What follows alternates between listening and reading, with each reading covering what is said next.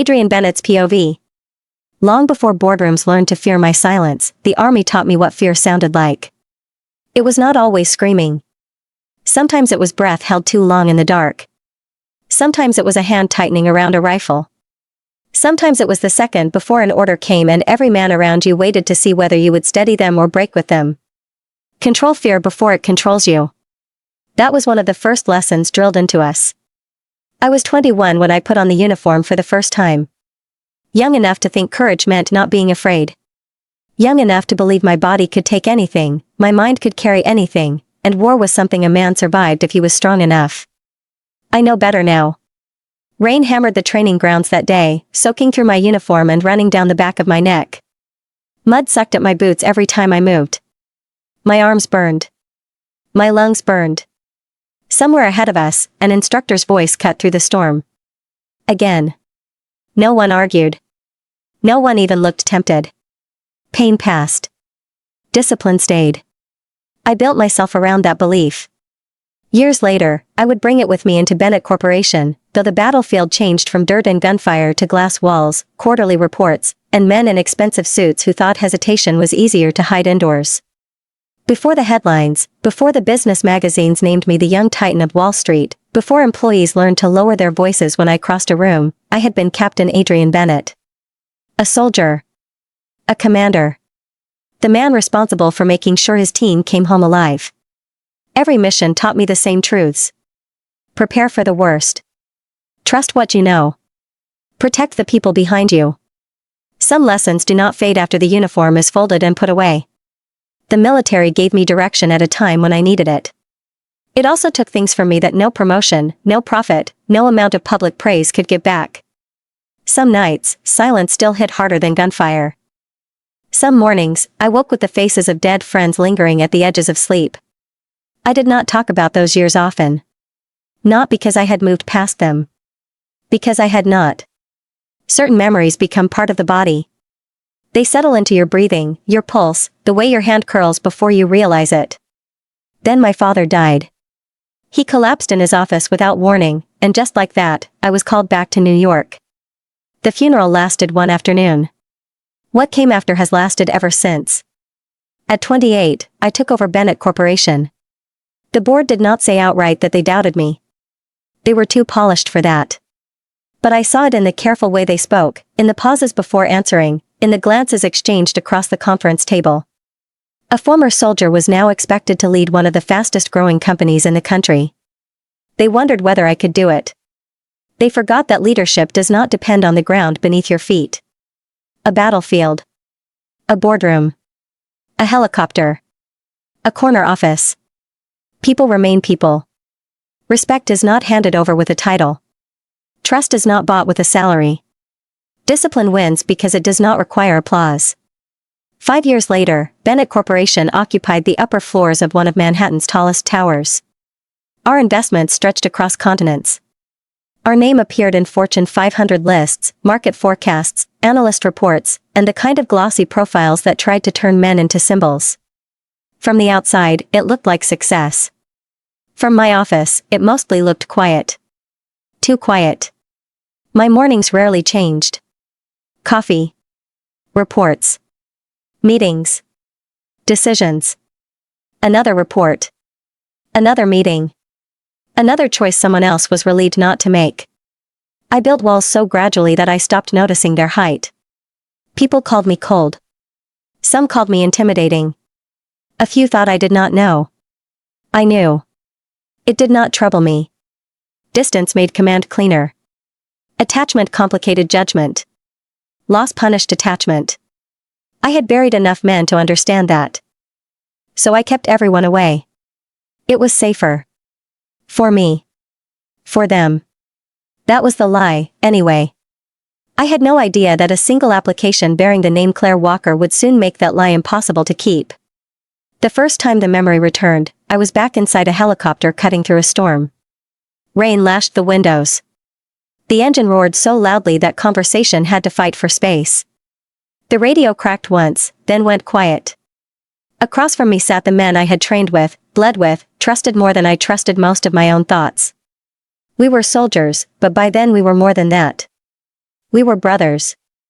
I checked my watch. 3 minutes to landing. Captain. Sergeant Mason Carter leaned forward, his helmet low over his brow. You've got that look again. I glanced at him. What look? The one where you've already planned 10 ways to get us out if this goes bad. A few of the men laughed under their breath. I let myself smile. Not 10. Mason raised an eyebrow. No? 12.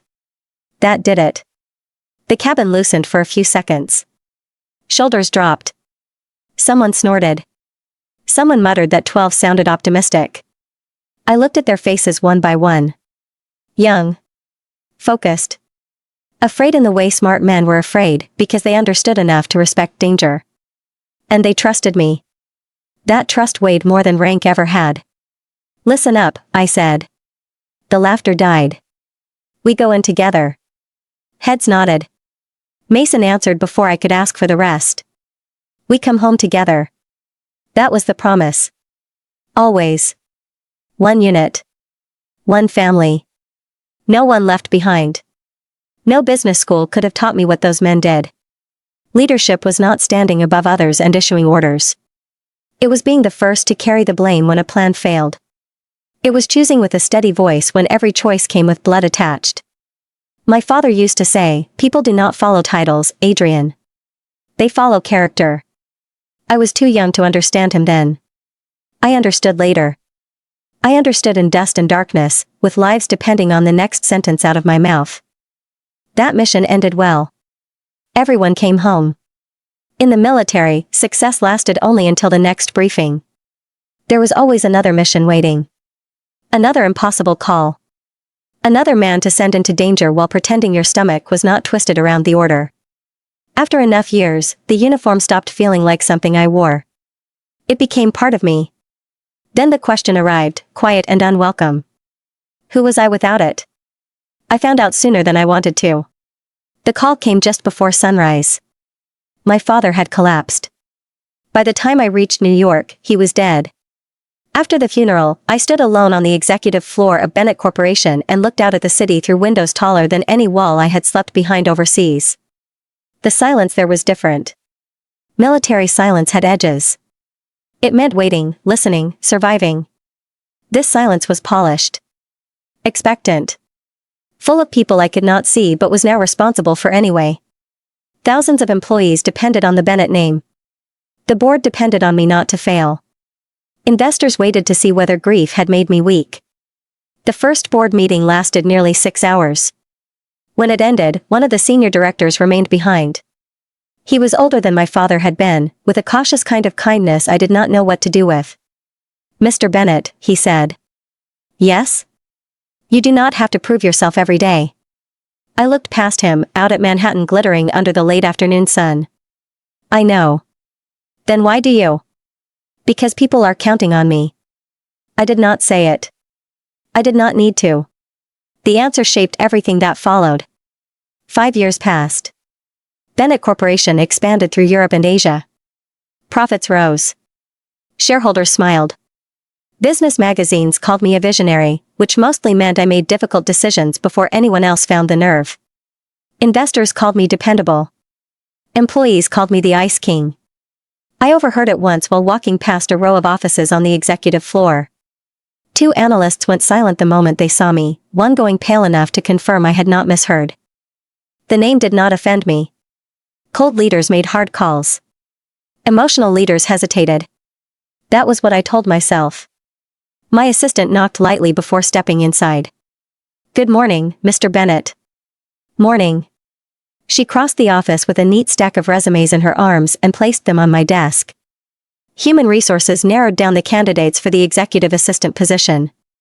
I nodded toward the papers. Leave them here. She did not move right away. I looked up. Something else? There's one application HR wanted you to review personally. What makes it special? The candidate graduated at the top of her class in business administration. I leaned back in my chair. Then why is she still available? That's the unusual part. She opened the file on top and scanned the page. Excellent grades. Strong recommendations. Several interviews with reputable firms. But no offers. She nodded. She currently works in a flower shop. A flower shop. That was not the answer I expected. Name? She looked down again. Claire Walker. The name meant nothing to me then. I reached for the file. The resume was clean and direct. Education. Awards. Internships. Volunteer work. No wasted words. No inflated claims. Each page carried the same quiet pattern: discipline, intelligence, persistence. Then I reached the final sheet. A handwritten note had been clipped to the back. I know my resume does not tell the whole story. I am only asking for one chance to prove what I can do. I read it once. Then again. Then a third time. There was no arrogance in the line. No performance. No attempt to charm her way past whatever had kept other companies from hiring her. Only honesty. And something I recognized before I could name it. Resolve. I set her resume apart from the rest. Schedule her interview. My assistant blinked. First? The first one. A small smile crossed her face. Yes, Mr. Bennett. When she left, the office settled back into silence. I looked down at the name printed neatly across the top of the application. Claire Walker. At that moment, she was only a candidate. A file. A name on paper. Within weeks, she would become the one person who made me question everything I believed about strength, success, and the life I had built so carefully around being alone. Claire Walker POV. The scent of fresh flowers had become so familiar that I barely noticed it anymore. Roses. Peonies. Lilies. Eucalyptus.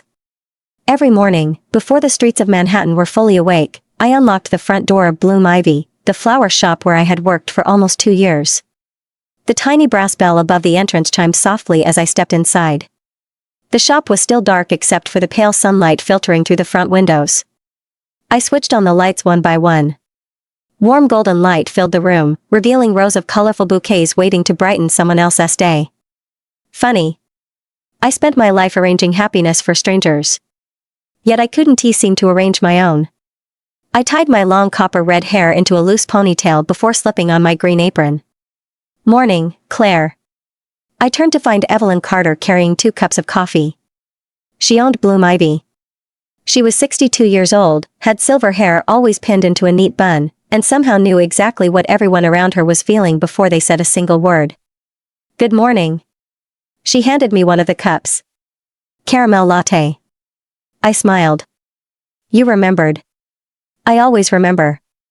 She gave me a playful look. Unlike someone who stayed awake until 2 in the morning sending out job applications. I froze. Was I that obvious? She laughed. Claire, sweetheart. She gently touched the dark circles beneath my eyes. You've had the same determined face every time you apply for another job. I sighed. I told myself this one would be different. And? I looked away. 3 rejection emails before breakfast. Evelyn's smile faded. Oh, honey. I'm okay. She knew I was lying. The truth was. I wasn't okay. Not anymore. 2 years earlier, I had graduated at the top of my business administration class. My professors had told me companies would compete to hire me. You're going to do amazing things, Claire. Any company would be lucky to have you. I believed them. At first. Then came interview after interview. Hope after hope. Rejection after rejection. Every email looked almost identical. We were impressed by your qualifications. Unfortunately, we have decided to move forward with another candidate. Sometimes I wondered if those emails were written by the same person. Different company. Same disappointment. I had stopped counting after my 20th rejection. Not because it hurt less. Because it didn't. The bell above the shop door rang. A little girl, no older than 7, walked inside holding her father's hand. She stared at the flowers with wide blue eyes. They're so pretty. Her father smiled. My wife loves sunflowers. I knelt beside her. Does your mom have a favorite color? The little girl nodded enthusiastically. Yellow. Then I think we should make her something special. For the next few minutes, we built a bouquet together. The little girl carefully chose every flower, every ribbon, every leaf. When we finished, she looked up at me with a huge smile. It's beautiful. No. I handed her the bouquet. You made it beautiful. Her smile grew even wider. As they left the shop, Evelyn watched me quietly. You have a gift. 4 flowers? 4 people. I laughed softly. I wish companies hired people for that. They should. The rest of the morning passed in a blur. Birthday bouquets. Wedding arrangements. Apology roses. Congratulations lilies. Every bouquet told part of someone's story. Meanwhile, mine remained exactly the same. At noon, I finally sat behind the counter with my laptop. I opened my email. 27 applications. 23 rejections. 4 still unanswered. I rested my forehead against my hand. Come on. There had to be one company willing to take a chance on someone without years of corporate experience. 1. That was all I needed. 1 chance. 1 interview. 1 person willing to believe in me. Was that really too much to ask?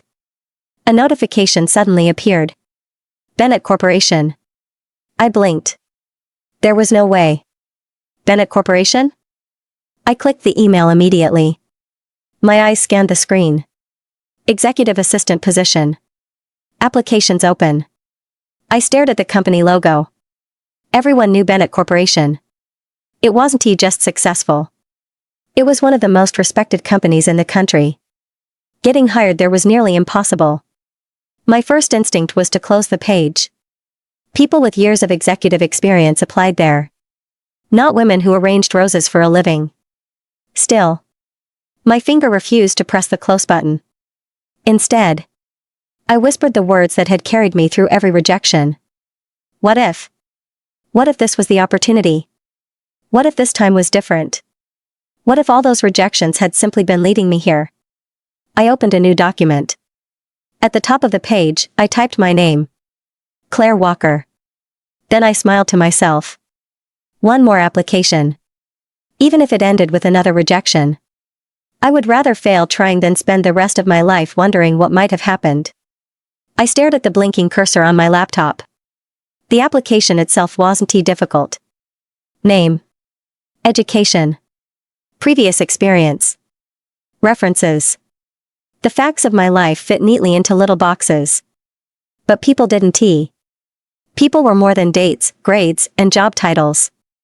I wondered if whoever reviewed my application would ever know how many nights I had stayed awake studying while working part-time to pay my tuition. Or how many interviews I had walked out of with a smile on my face, only to cry once I reached the subway. None of that appeared on a resume. I took a deep breath and continued typing. When I reached the final question, I stopped. Why do you want to work at Bennett Corporation? The cursor blinked again. I knew what most applicants would write. Because your company is a global leader. Because I admire your vision. Because I want to grow professionally. All of those things were true. But they weren't the reason. I rested my fingers on the keyboard. Then I wrote the only answer that felt honest. I don't believe opportunities should be given out of sympathy. I believe they should be earned through hard work, discipline, and integrity.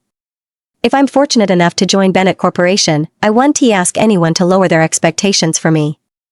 I'll work every day to exceed them. I read it 3 times. There were no dramatic promises. No exaggerated confidence. Just the truth. A small smile appeared on my face. That's me, I whispered. I clicked submit. For a brief moment, the loading icon spun across the screen. Then, your application has been successfully received. I closed my laptop. It was done. Whether the answer would be yes or no. There was nothing more I could do. That afternoon, the flower shop became busier than usual. People came in searching for anniversary bouquets, birthday flowers, and last-minute apologies wrapped in ribbon.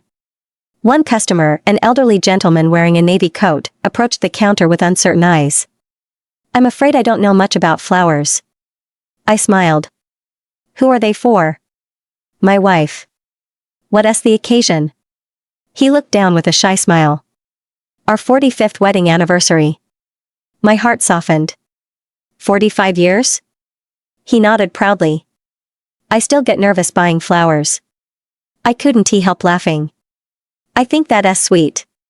Together, we chose white roses and pale pink peonies. As I wrapped the bouquet, he watched carefully. Young lady? Yes?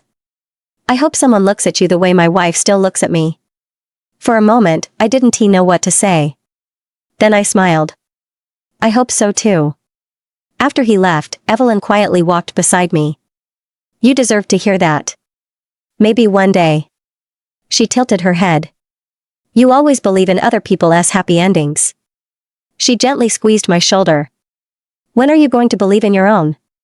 Her question stayed with me for the rest of the day. The sun had almost disappeared behind Manhattan's skyline when we finally closed the shop. I helped water the remaining flowers before taking off my apron. As I reached for my bag, my phone vibrated. An unfamiliar number. I frowned. Hello?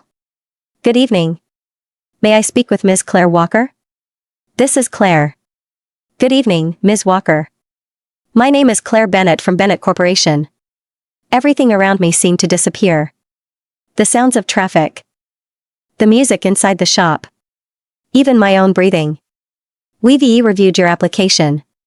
I held the phone a little tighter. Yes? We'd like to invite you to an interview tomorrow morning at 9 o'clock. For a few seconds, I forgot how to respond. Ms. Walker? I'm here. A nervous laugh escaped me. I'm so sorry. Claire chuckled softly. No need to apologize. She sounded kind. We'll email the details immediately. I'll be there. We look forward to meeting you. The call ended. I remained frozen in place. Evelyn looked up from arranging the display window.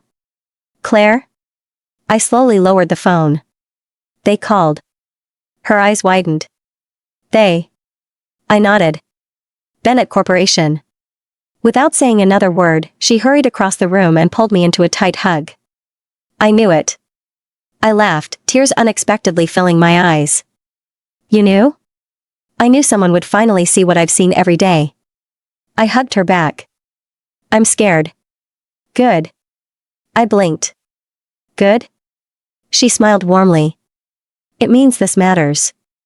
That night, sleep refused to come easily. My interview outfit hung neatly on the closet door. A cream blouse. A navy blazer.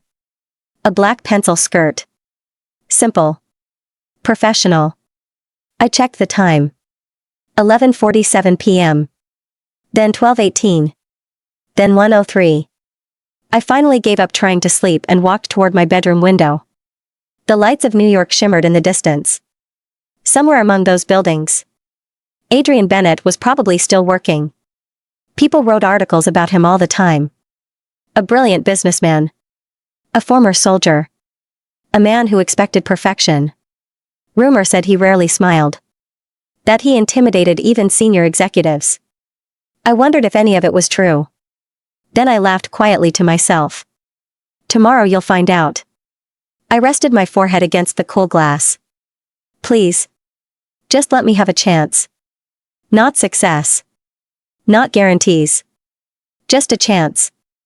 The next morning, my alarm rang at 6. I was already awake. Today wasn't simply another interview.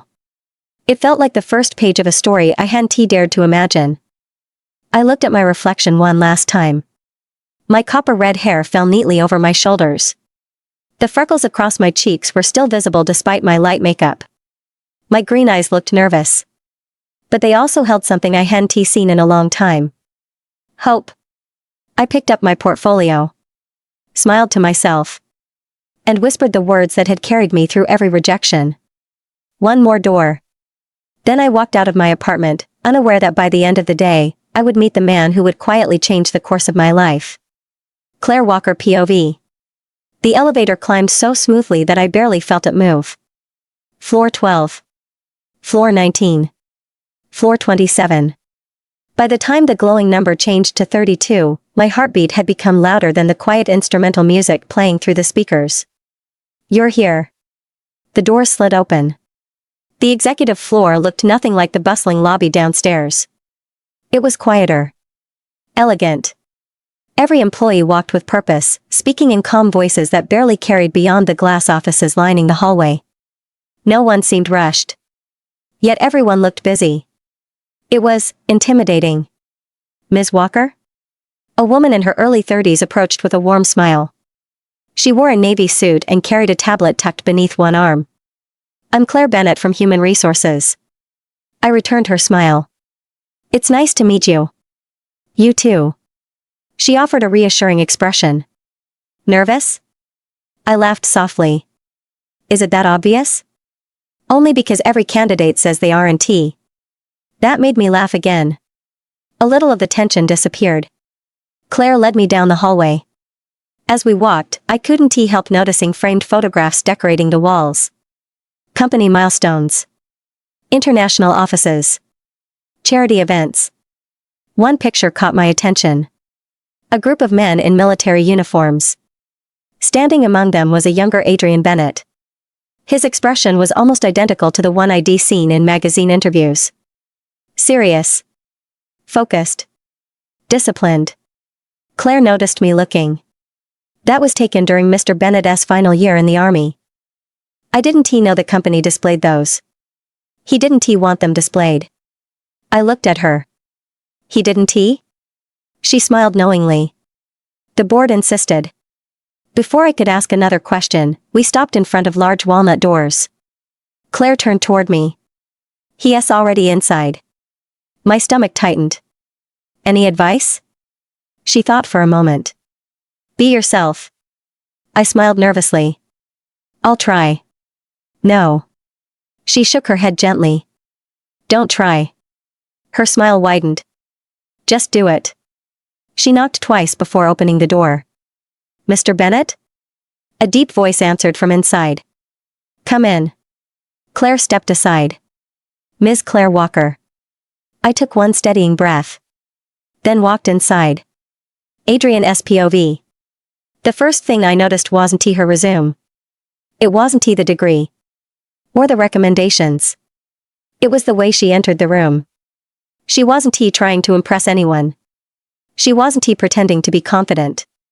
She simply looked determined not to waste the opportunity she'd been given. That alone made her different from most applicants. She stopped beside the chair.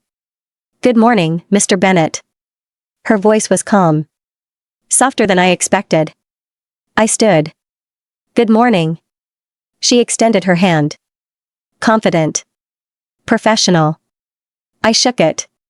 Her grip was firm despite the slight nervousness I could sense. Interesting. Please. I gestured toward the chair opposite mine. Have a seat. Thank you. She placed a leather portfolio neatly on the table before sitting. No unnecessary movements. Everything organized. Disciplined. Not unlike a cadet before an inspection. For reasons I couldn't explain. That observation made me almost smile. Claire SPOV. He was taller than anyone I'd ever met. Even seated across from him, I had noticed at the moment he stood to greet me. Broad shoulders. Perfect posture. Dark brown hair trimmed neatly. Strong jawline with the faintest dimple in his chin whenever his expression shifted. And those eyes. Warm brown. Yet unreadable.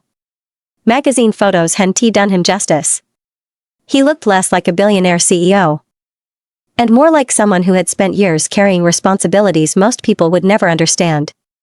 There was something quietly guarded about him. Something lonely. Stop staring, Claire. He's interviewing you. Not the other way around. Adrian SPOV. I opened her file. Top of your class. Yes, sir. You don't have to call me sir. A flicker of surprise crossed her face. I'm sorry. No apology necessary. I folded my hands. Mr. Bennett is fine. She nodded. Mr. Bennett. Better. I looked back at the resume. Business administration. Yes. Excellent recommendations. I was fortunate to have wonderful professors. You earned those recommendations. A faint blush colored her cheeks. Thank you. She accepted compliments awkwardly. Not because she lacked confidence. Because she wasn't used to receiving them. I noticed more than she probably realized. The careful way she chose her words. The slight movement of her hands whenever she became nervous. The determination behind her green eyes. They reminded me of dense forests after rain. Clear. Steady. Unusually calm. For a brief moment, I forgot I was conducting an interview. Then I caught myself. Focus. Professionalism first. Everything else second. Ms. Walker. I closed the resume. Tell me something about yourself that isn't written anywhere in this file. For the first time since entering the room. She looked genuinely surprised. Claire Walker POV. I blinked, caught off guard by his question. Tell me something about yourself that isn't written anywhere in this file. For a moment, I searched for the perfect answer. Then I realized. He hadn't asked for the perfect answer. He had asked for the honest one. I folded my hands in my lap. When I graduated, I thought everything would be simple. His expression remained unreadable, but he gave a small nod, encouraging me to continue. I believed that if I worked hard enough, someone would eventually notice. A faint smile crossed my lips. I was wrong. Silence settled between us. Not uncomfortable. Just thoughtful. I've attended more interviews than I care to count. I know, he replied quietly. 23. I looked up in surprise. You remembered. I read every page of your file. There wasn't a hint of arrogance in the way he said it. Just a statement of fact. I started wondering if there was something wrong with me. The words left my mouth before I could stop them. I hadn't planned to admit that. Not here. Not to him. But every morning, I continued, I still got up, put on a smile, and sent another application. Why? His voice was calm. You could have chosen another career. I smiled softly. Because I didn't spend 4 years studying business just to give up after a few difficult months. His eyes stayed on mine. And because my mother taught me something I'll never forget. I paused, hearing her voice in my mind. Success doesn't belong to the person who never fails, Claire. It belongs to the person who refuses to quit. I swallowed the lump in my throat. So I kept trying. Adrian SPOV. Most candidates tried to impress me. Claire Walker didn't. She answered every question with honesty, even when the truth made her vulnerable. That was rare. Very rare. People often believed confidence meant pretending to be fearless. The military had taught me something different. Real courage was admitting fear. And moving forward anyway. Claire wasn't asking for sympathy. She wasn't making excuses. She was taking responsibility for her journey.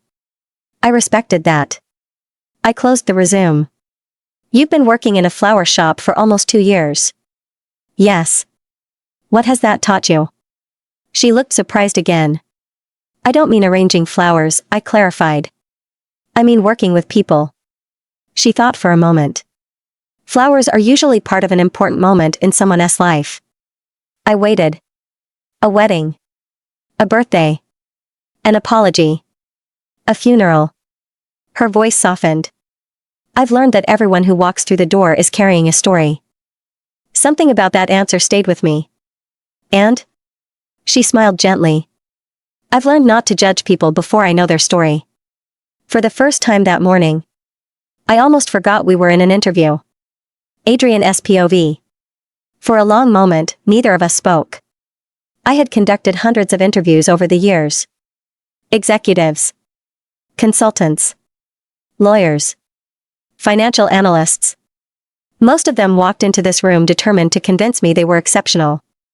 Claire Walker was different. She wasn't trying to convince me of anything. She was simply telling me the truth. And somehow, that was far more convincing. I leaned back slightly in my chair. Let us try something different. She straightened instinctively. Imagine you're my executive assistant. She nodded. You're preparing for a meeting with investors. 5 minutes before it begins, you discover that the presentation contains incorrect financial figures. Her expression immediately became focused. What would you do? She didn't answer right away. Good. She was thinking. I'd verify whether the figures were actually incorrect. I gave a small nod. Go on. If they were, I'd inform you immediately. You wouldn't try to fix it yourself? If I had enough time and I was absolutely certain the correction was accurate, yes. She paused. But if there was any doubt, I'd rather walk into the meeting with a delayed presentation than inaccurate information.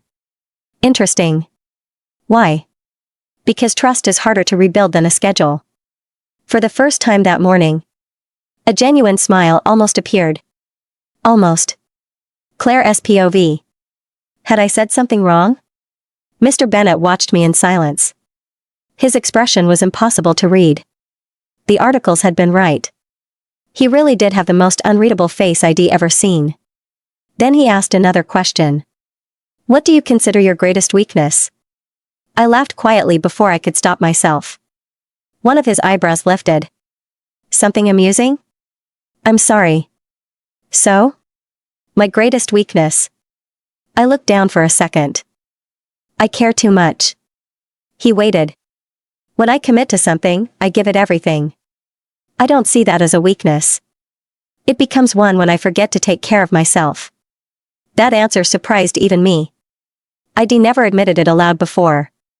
I've stayed late to help coworkers. I've skipped meals to finish projects. I've taken responsibility for mistakes that weren't mine. I smiled sheepishly. I'm still learning that doing my best doesn't mean carrying everything alone. His gaze softened just enough for me to notice. That's an important lesson. I know. I'm still working on it. Adrian's POV. There it was again. Honesty. No rehearsed answers. No corporate cliches. Just honesty. I looked down at her resume one final time. Then closed the folder. Ms. Walker. She looked up immediately. Yes, Mr. Bennet? I have one final question. She folded her hands neatly together. If you don't get this job.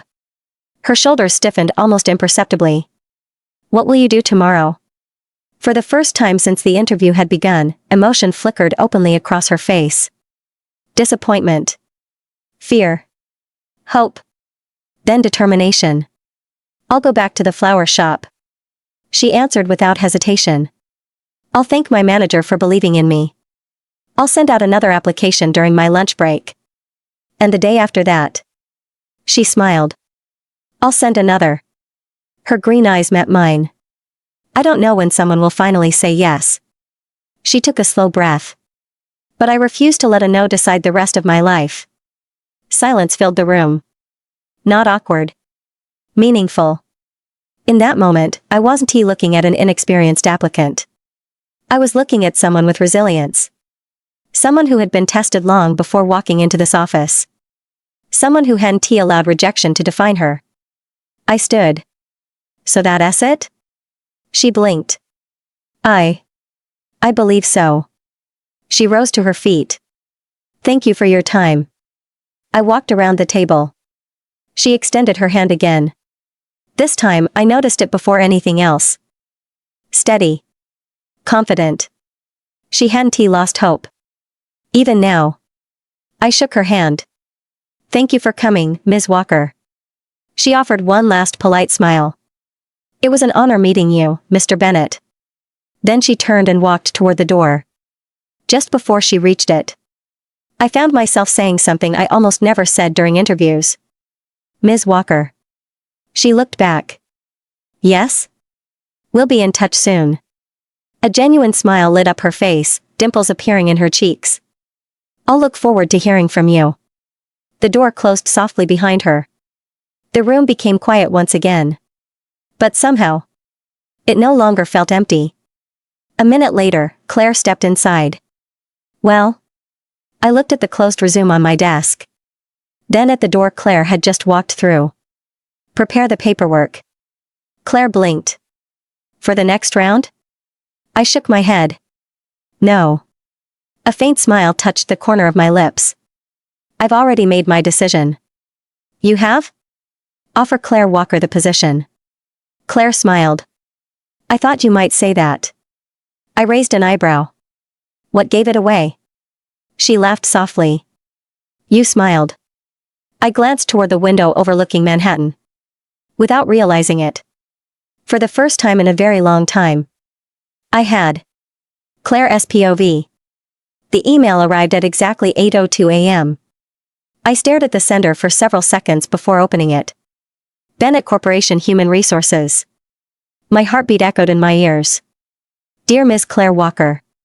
I stopped reading. I couldn't do it. Not yet. What if it was another rejection? What if yesterday had gone well only in my imagination?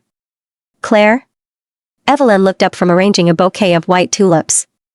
You've been staring at your phone for almost a minute. I swallowed.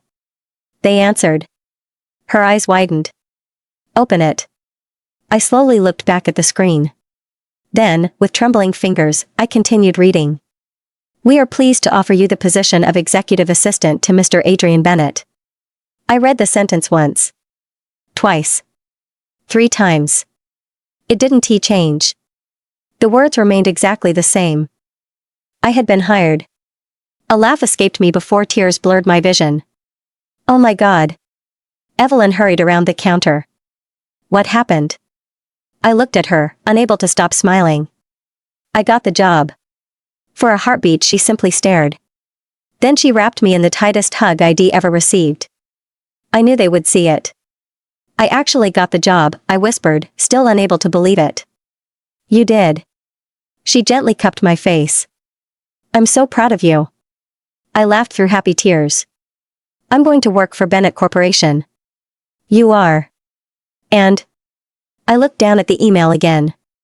I'll be working directly for Adrian Bennett. Evelyn grinned.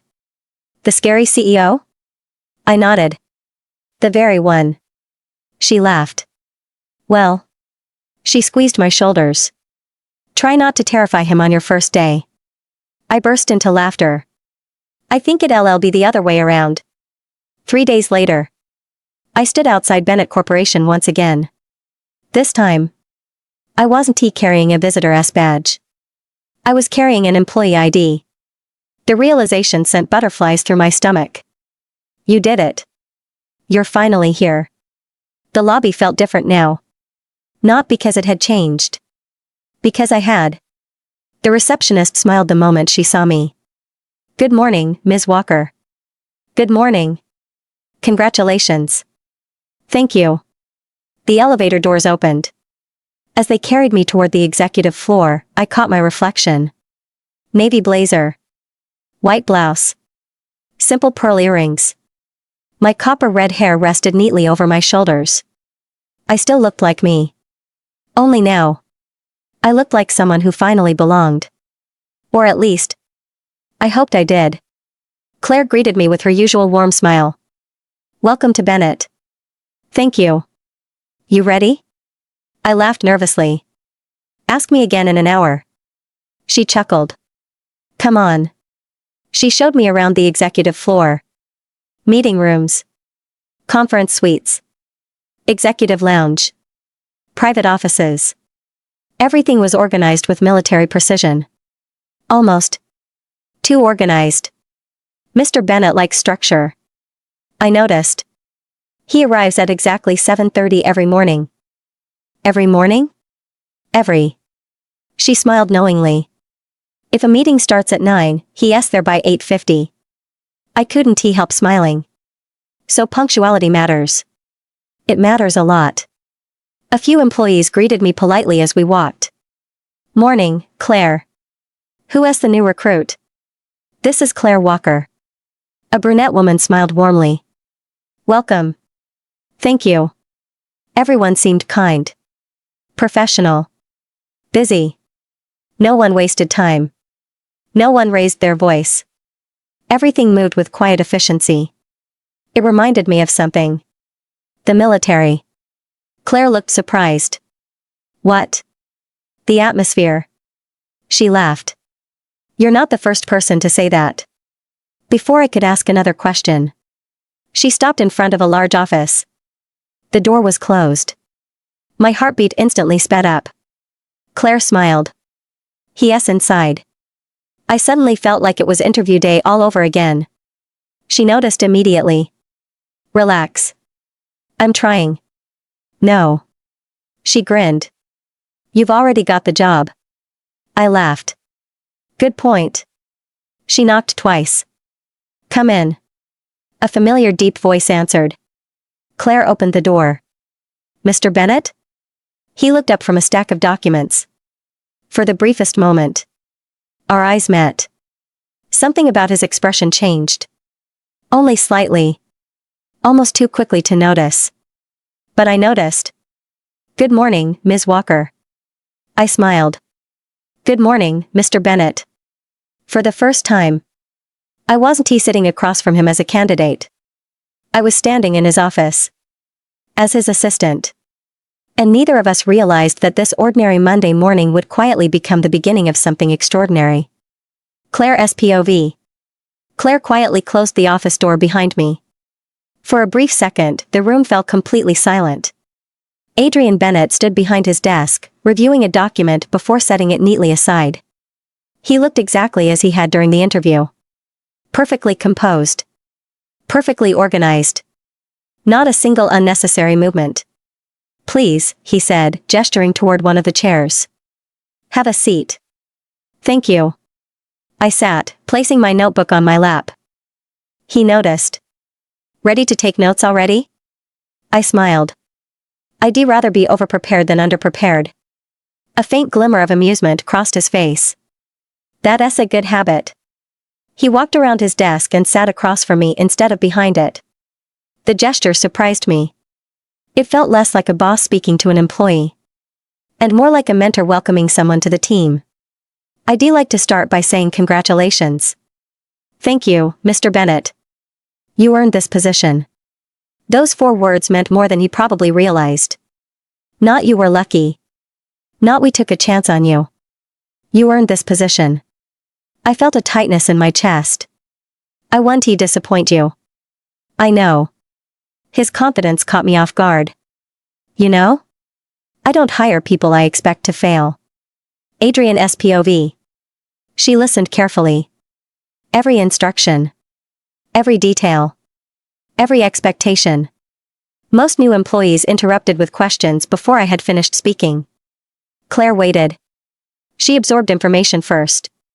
Then asked thoughtful questions afterward. Another interesting observation. I handed her a leather planner embossed with the Bennett logo. This will help you during your first few weeks. She accepted it carefully. Thank you. You'll find meeting schedules, executive contacts, and ongoing projects. She opened the first page. Everything was already color-coded. I noticed the small smile that appeared on her face. You like organization. She looked up. I love organization. Good. That would make things easier. Claire SPOV. After reviewing my schedule, Mr. Bennett stood. I'll show you your office. Office. The word still felt unreal. We stepped into the hallway. Employees greeted him respectfully as we passed. Good morning, Mr. Bennett. Morning. No unnecessary conversation. No small talk. He acknowledged everyone politely without slowing his pace. It reminded me of the articles I'd read. Disciplined. Focused. Reserved. But there was something the articles hadn't mentioned. Every employee smiled after he walked away. Not because they were relieved. Because they respected him. There was a difference. He stopped in front of a glass office connected to his own. This will be your workspace. My eyes widened. It was beautiful. A large desk faced the windows overlooking Manhattan. Shelves lined one wall. Fresh white orchids rested on a small cabinet. A laptop, notebook, and neatly arranged office supplies waited on the desk. I slowly stepped inside. This is... I looked around. More than I expected. You'll spend a great deal of time here. He noticed me admiring the view. I thought natural light would be better than fluorescent lighting. I smiled. I agree. For the first time that morning. His lips curved into the faintest smile. It lasted barely a second. But it changed his entire face. So. He does smile. The thought almost made me laugh. Adrian's POV. She noticed everything. The office. The flowers. The view. Even the small details most people overlooked. Good assistants observed before they reacted. Excellent assistants anticipated needs before anyone spoke. I wondered which category Claire would eventually belong to. Something told me. She might surprise all of us. The intercom buzzed. Mr. Bennett? It was Claire. The executive board meeting begins in 15 minutes. I'll be there. I turned toward Claire. You'll be attending as well. Her eyes widened. Today? Yes. I thought I would spend the first week observing. You will. He handed her a slim folder. But the best way to learn this company. He met her eyes. Is to see it in motion. She nodded, taking the folder. I'll do my best. I don't doubt that. For a split second, something warm flickered in her expression. Not pride. Relief. As though hearing those words mattered more than she wanted to admit. I understood that feeling better than most people. Sometimes. Belief from one person could outweigh years of self-doubt. Claire's POV. As we walked toward the boardroom, my heart beat faster with every step. The hallway suddenly felt much longer than before. Mr. Bennett? He glanced at me. Yes? I lowered my voice.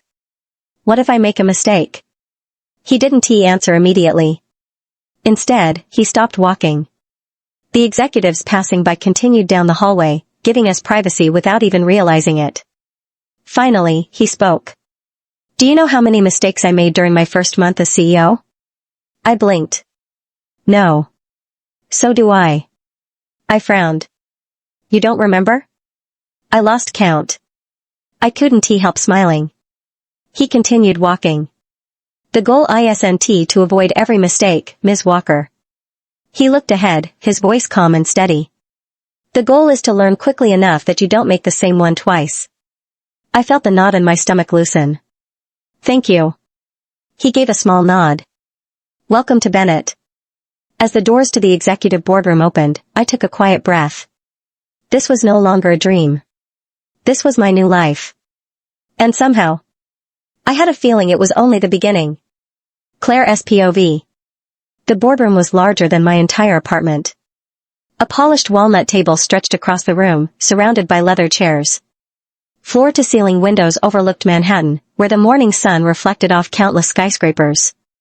One by one, executives entered. Some looked to be in their 50s. Others were younger, carrying tablets instead of folders.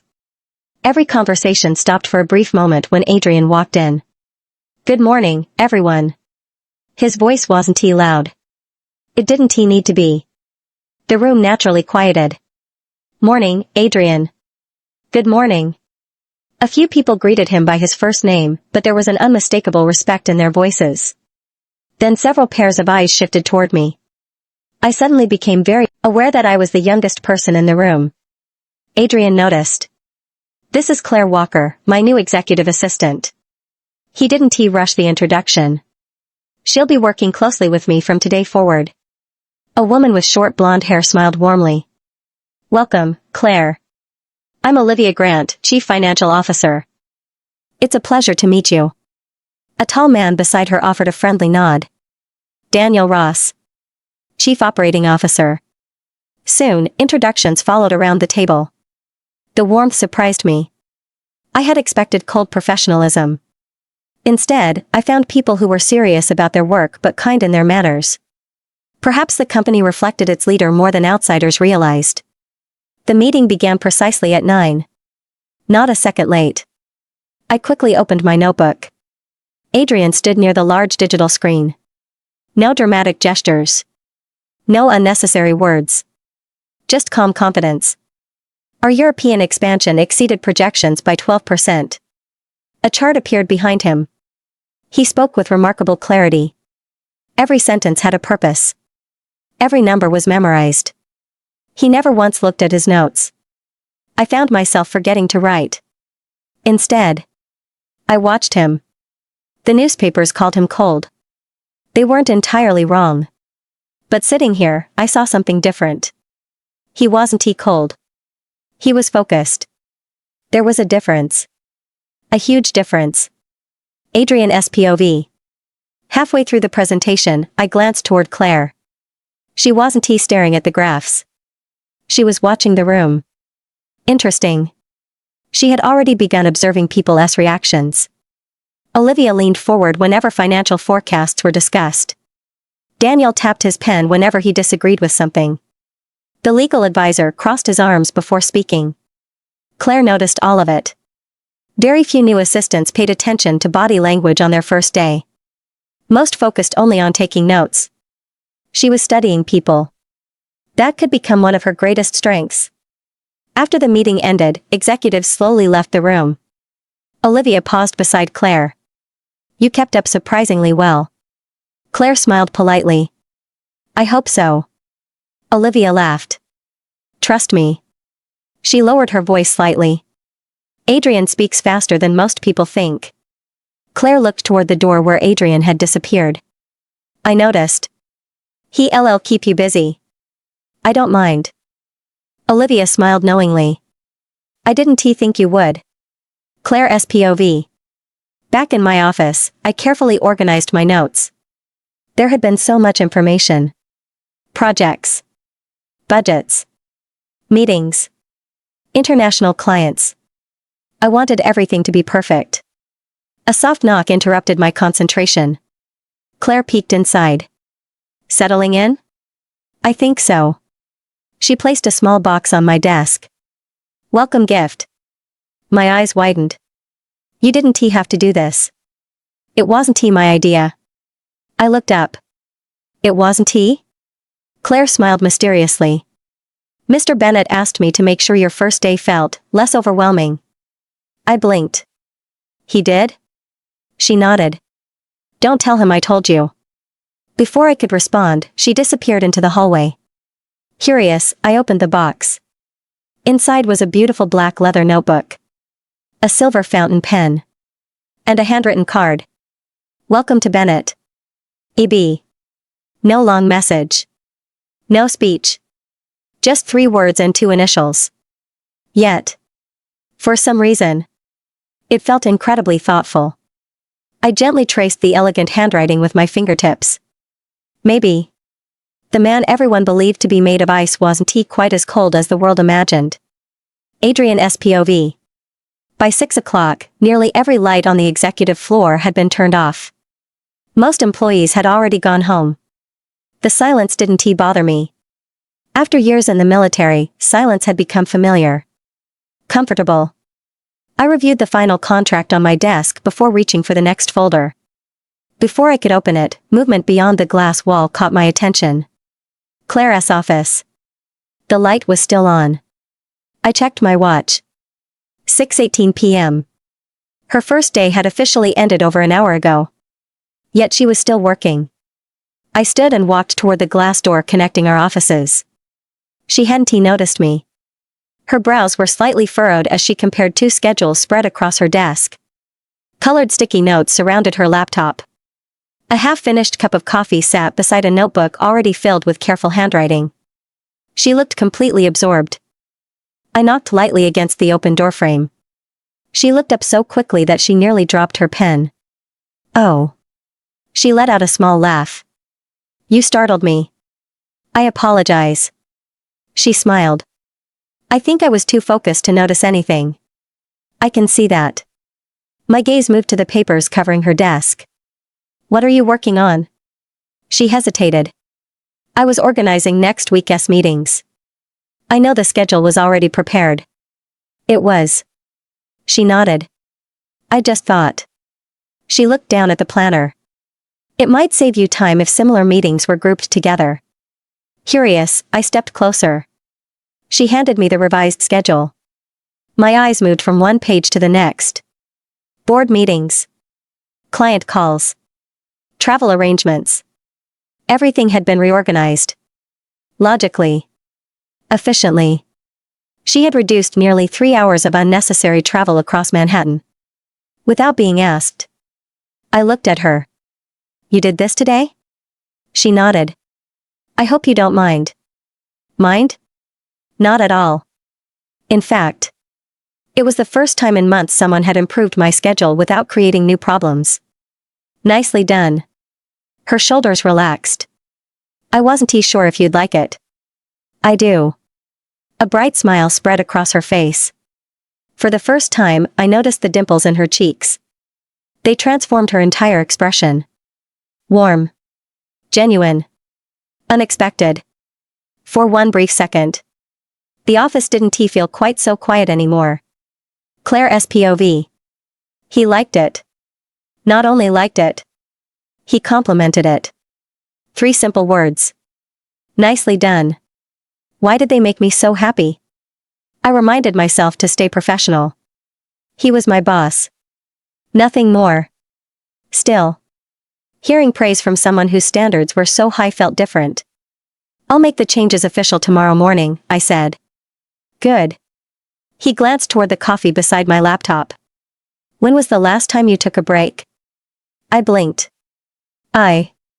Honestly? I couldn't remember. I lost track of time. So I noticed. There wasn't criticism in his voice. Only quiet concern.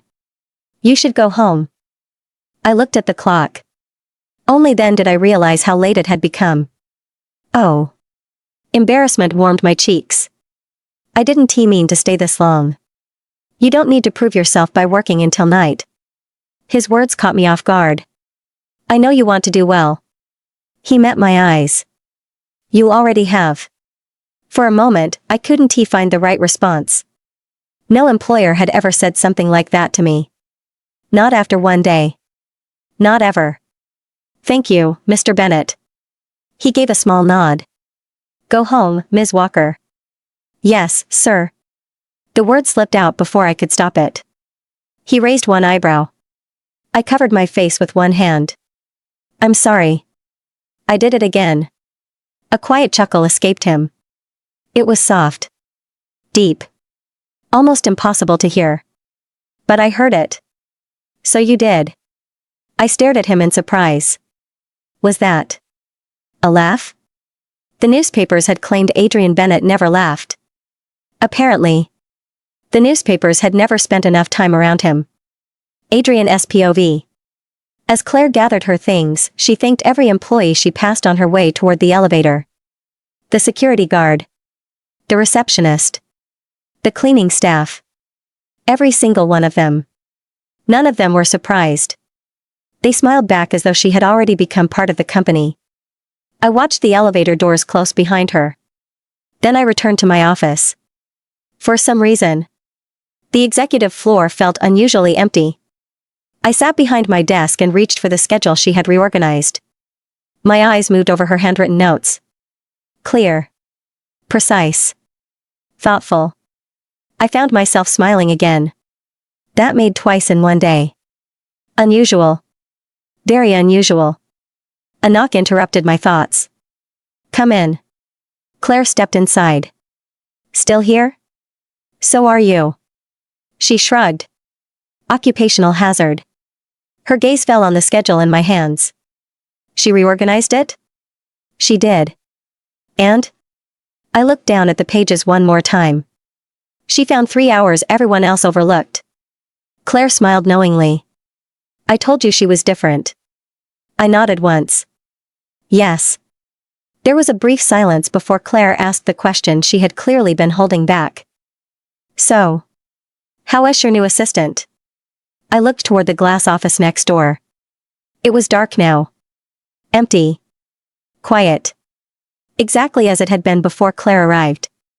And yet, it somehow didn't feel the same. Without thinking, I answered honestly. I think. A faint smile touched the corner of my lips. Hiring Claire Walker may turn out to be one of the best decisions I've made in years. Outside, the lights of Manhattan shimmered beneath the evening sky. Neither of us knew it yet. But this was only the beginning of a story that would change both of our lives in ways neither discipline nor careful planning could have predicted. Claire's POV. 3 weeks. That was how long I had worked at Bennett Corporation. Long enough to learn Adrian Bennett's routine. He arrived every morning at exactly 7:30 a.m. His first meeting began at 8 a.m. He drank black coffee. No sugar. No cream. He read every report himself, even if someone had already summarized it. He thanked people quietly. He expected excellence. And despite his reputation, he never raised his voice. Not once. I was beginning to realize something. People feared him because he demanded accountability. Not because he was cruel. There was a difference. A very important difference. Morning, Claire. Claire walked into my office carrying a folder. Morning. You're here early. I smiled. I learned from the best. She laughed. You're starting to sound like him. I looked toward Adrian's office through the glass wall. His lights were already on. Of course they were. Claire followed my gaze. He hasn't taken a proper vacation in 4 years. I frowned. 4 years? She nodded. He works almost every day. What about weekends? Usually. I couldn't imagine living like that. When does he rest? Claire's smile faded. I don't think he knows how. Adrian's POV. At precisely 8:15, Claire entered my office carrying a tablet and a leather folder. Good morning.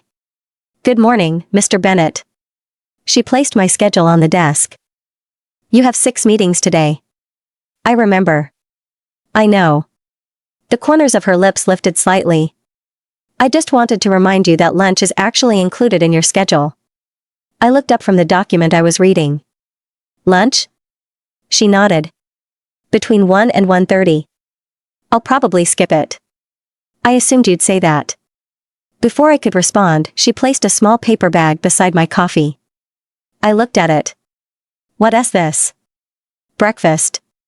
I stared at her. I didn't ask for breakfast. No. She smiled politely. But you also didn't eat yesterday. I blinked. Excuse me? She opened her tablet. You had 8 meetings. You drank 4 coffees. You never left your office. Her voice remained completely professional. So I asked the cafeteria manager. She looked back at me. You skipped both breakfast and lunch. I had. I simply hadn't realized she'd noticed. I don't require someone to monitor my eating habits. I know. She didn't sound offended. I was just concerned. Concern. Not criticism. Not interference. Concern. I looked down at the paper bag. Inside was a simple turkey sandwich and fresh fruit. Nothing extravagant. Just food. I'll leave you to your meetings. She turned toward the door. Ms. Walker. She looked back. Yes? Thank you. Her smile reached her eyes. You're welcome. The door closed quietly behind her. For a long moment, I looked at the breakfast she had left behind. No one had reminded me to eat in years. Not since. I stopped the thought before it could go further. Instead, I opened the paper bag. The sandwich was still warm. Without realizing it, I smiled. Again. Claire's POV. By noon, I had almost memorized Adrian's calendar for the next month. He wasn't exaggerating when he said he stayed busy. There were hardly any empty spaces. As I reviewed his afternoon appointments, Olivia stopped by my office. How are you surviving? I laughed. Coffee. The universal language of executive assistants. She leaned against the doorway. So. She lowered her voice. How is he? I knew exactly who she meant. Demanding. Olivia nodded. Fair. Another nod. Quiet. Very. But. I smiled to myself. He's kinder than people think. Olivia's expression softened. I've worked with Adrian for 8 years. She looked toward his office. Most people only see the walls he built. And you? I've seen the man protecting what's behind them. Before I could ask what she meant, Adrian's office door opened. He stepped into the hallway. Ms. Walker. I immediately stood. Yes, Mr. Bennett? I'll be leaving for the Henderson meeting in 15 minutes. I've already prepared everything. He gave a single approving nod. I thought you might have. For some reason. That simple sentence stayed with me long after we walked toward the elevator together. Because for the first time, it felt less like I was proving myself. And more like he genuinely trusted me. Claire SPOV. The drive to Henderson Technologies took nearly 40 minutes. For most of the trip, Adrian worked quietly in the back seat, reviewing contracts on his tablet while I organized the notes for the meeting. The silence between us wasn't awkward anymore. It had become comfortable. Outside, Manhattan rushed past in shades of steel and glass. Inside the car, there was only the soft hum of the engine and the occasional tap of Adrian's fingers against the screen. Without looking up, he spoke. You've adapted quickly. I glanced at him in the rearview mirror. Thank you. It usually takes new assistants months to memorize my schedule. I smiled. I like solving puzzles. That caught his attention. He lowered the tablet slightly. My calendar is a puzzle? The most complicated one I've ever seen. For the first time that morning, I saw the corner of his mouth lift. I'll take that as a compliment. It was meant as one. The meeting lasted nearly 3 hours.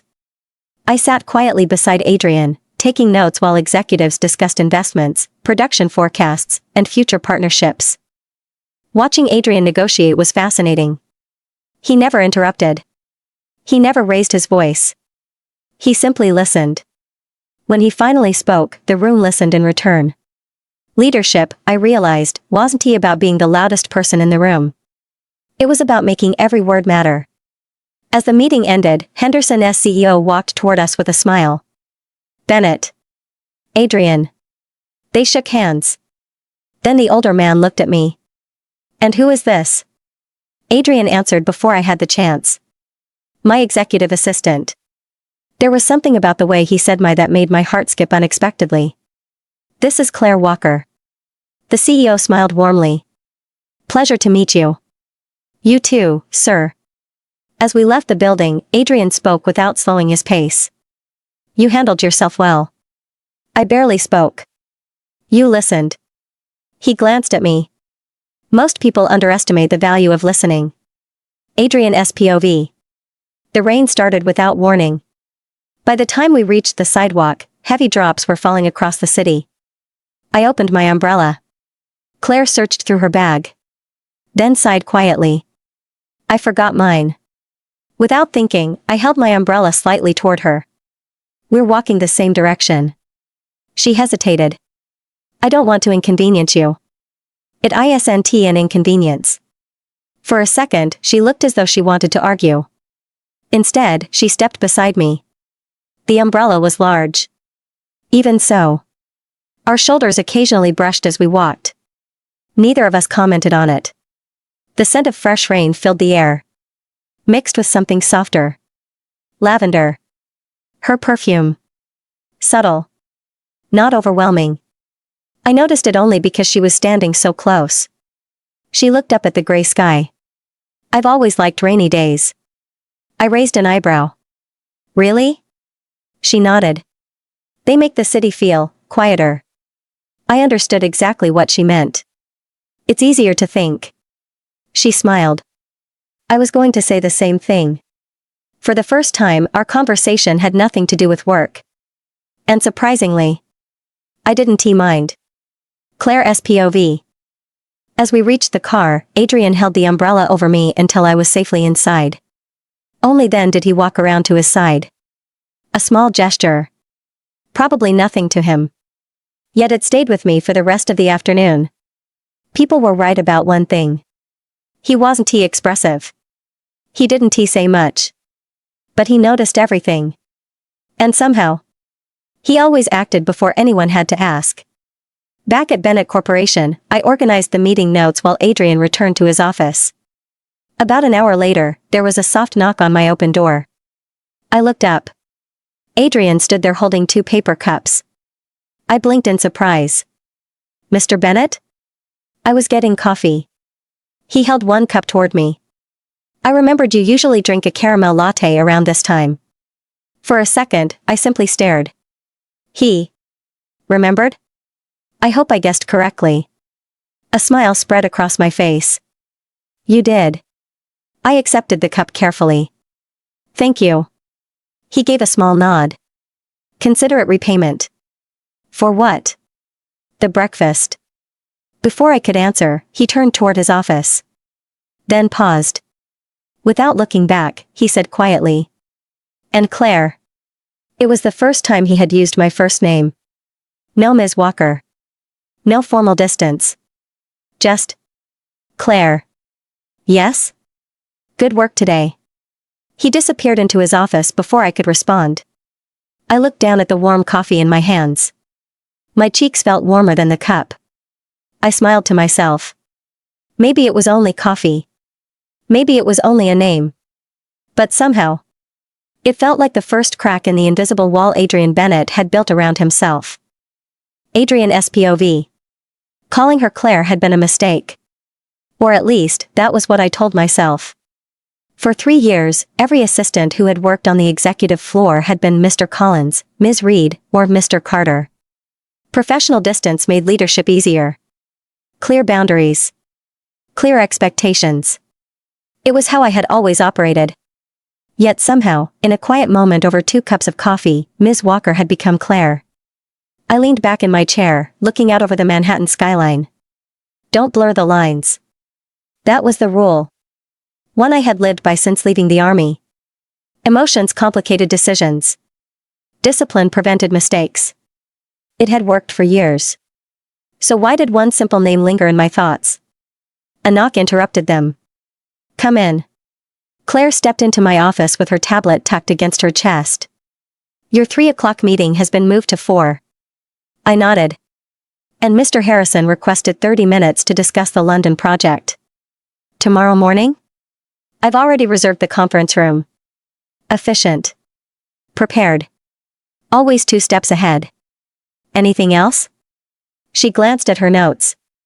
You've skipped lunch again. I looked up. So I've been told. A tiny smile appeared on her face. I ordered something light. You ordered it? You were in meetings all morning. She shrugged lightly. I thought you wouldn't have time. I couldn't help it. A quiet laugh escaped me. She blinked, clearly surprised. Did I say something funny? No. I shook my head. I was just thinking. About what? No one has argued with me about lunch since my grandmother. Her expression softened. You must have loved her very much. I did. The answer came more easily than I expected. She practically raised me. Claire didn't rush to fill the silence. She simply listened. It was one of the things I was beginning to appreciate about her. She understood that silence wasn't always empty. Sometimes. It was respect. Claire SPOV. It was the first personal thing he'd ever told me. His grandmother. Until now, Adrian Bennett had been almost impossible to read. He rarely spoke about himself. He never complained. Never boasted. Never volunteered anything unrelated to work. Yet today, for a brief moment, the man behind the title had appeared. I hope you don't mind me asking, I said carefully. What was she like? His eyes drifted toward the window. Strong. A faint smile touched his lips. She was 5 feet tall. I laughed softly. That's all? She terrified everyone. That made me laugh harder. Even you? Especially me. His smile grew just enough for the dimple in his chin to appear. She believed discipline was an act of love. He paused. If she cared about you, she expected your best. That sounds familiar. He looked at me. Does it? I smiled. It reminds me of someone. For a second, he simply stared. Then he realized what I meant. You compare me to my grandmother? I'll take that as a compliment. He actually chuckled. A real one. Warm. Quiet. Completely different from the serious CEO the world believed it knew. For a moment, the office felt lighter. Almost normal. And I realized something that caught me off guard. I liked making him smile. Not because he was my boss. Not because he was Adrian Bennett. But because every smile seemed hard-earned. As though life had given him too many reasons not to. Later that afternoon, Claire appeared at my desk carrying a stack of folders. She leaned closer and whispered, "What did you do?" I frowned. "What do you mean?" She nodded discreetly toward Adrian's office. He laughed. I tried to hide my smile.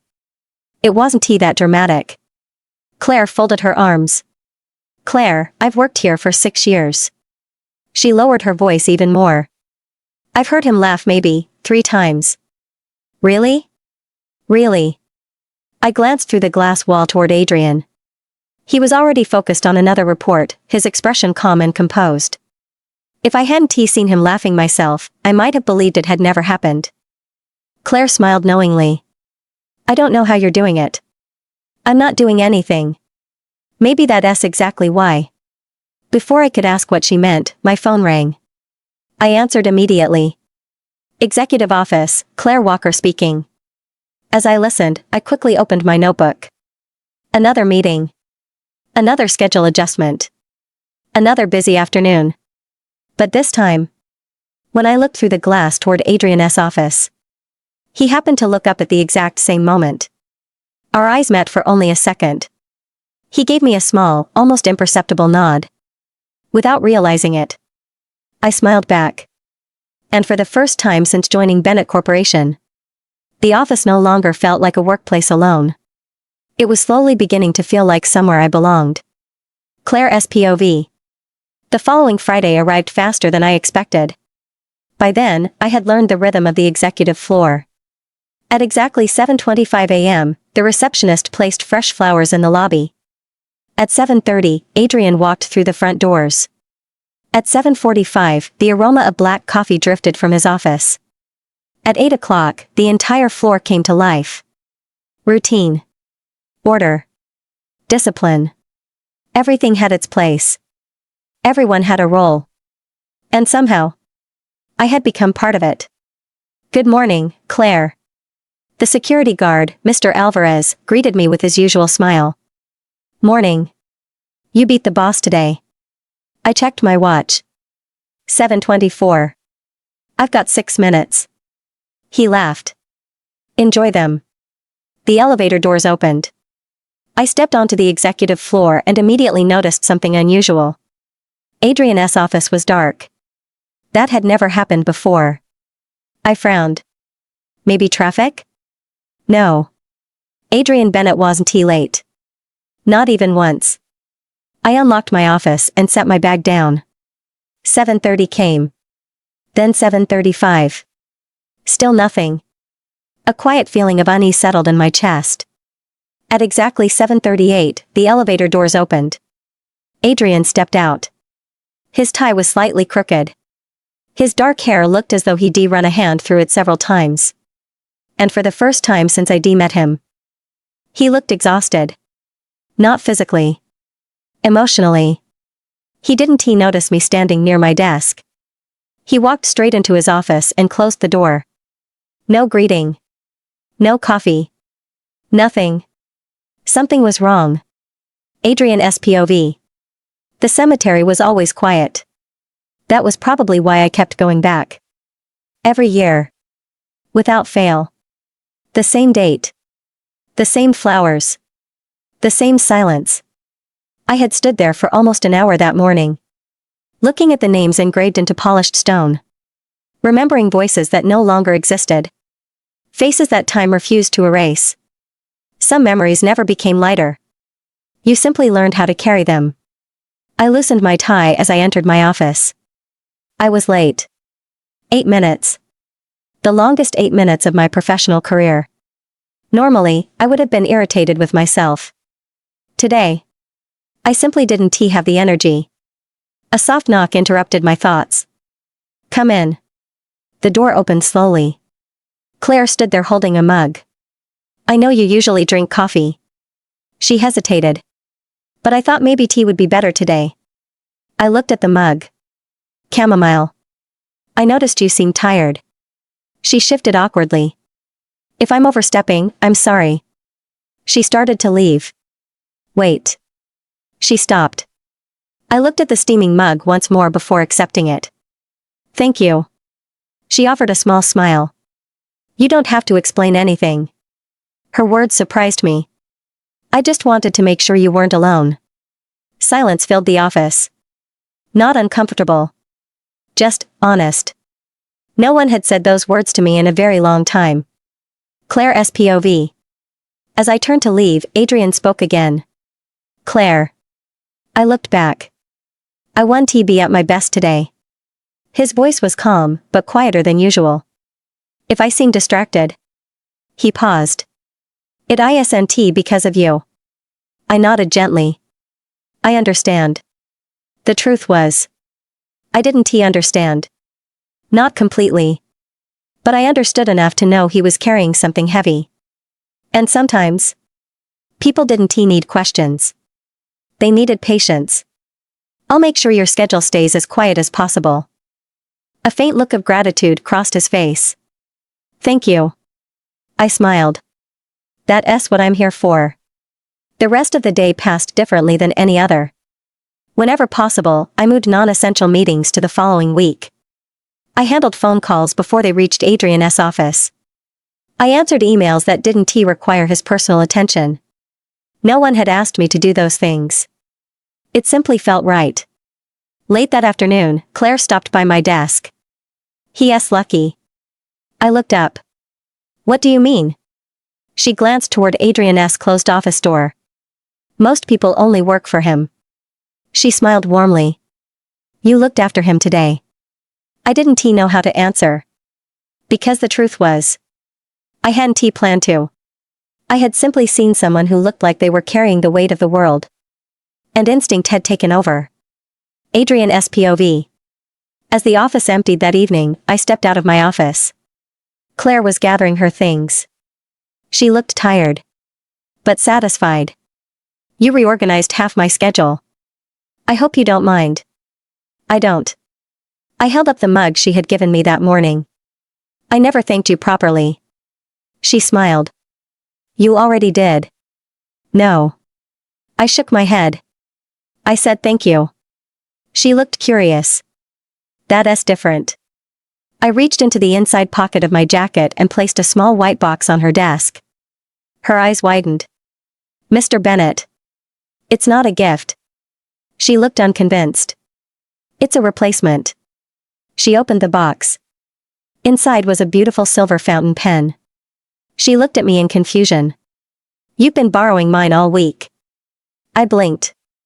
I have? She laughed softly. Every time you signed a contract, you accidentally walked away with my pen. For the first time all day. A genuine laugh escaped me. So I did. She held up the new pen. I suppose this solves the mystery. It does. We stood there smiling at one another. No titles. No schedules. No meetings. Just two people sharing a quiet moment at the end of a long day. Neither of us noticed that the invisible distance between us had grown just a little smaller. Claire's POV. Monday morning began with a surprise.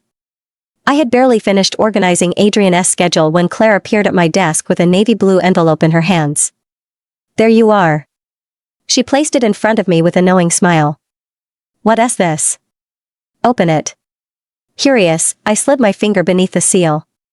Inside was an elegant invitation embossed in silver. The Bennett Foundation Annual Charity Gala. Saturday, 7 p.m. Attendance required. I read it twice before looking up. I don't understand. Claire leaned against my desk. The foundation hosts a charity gala every year. I know that part. So?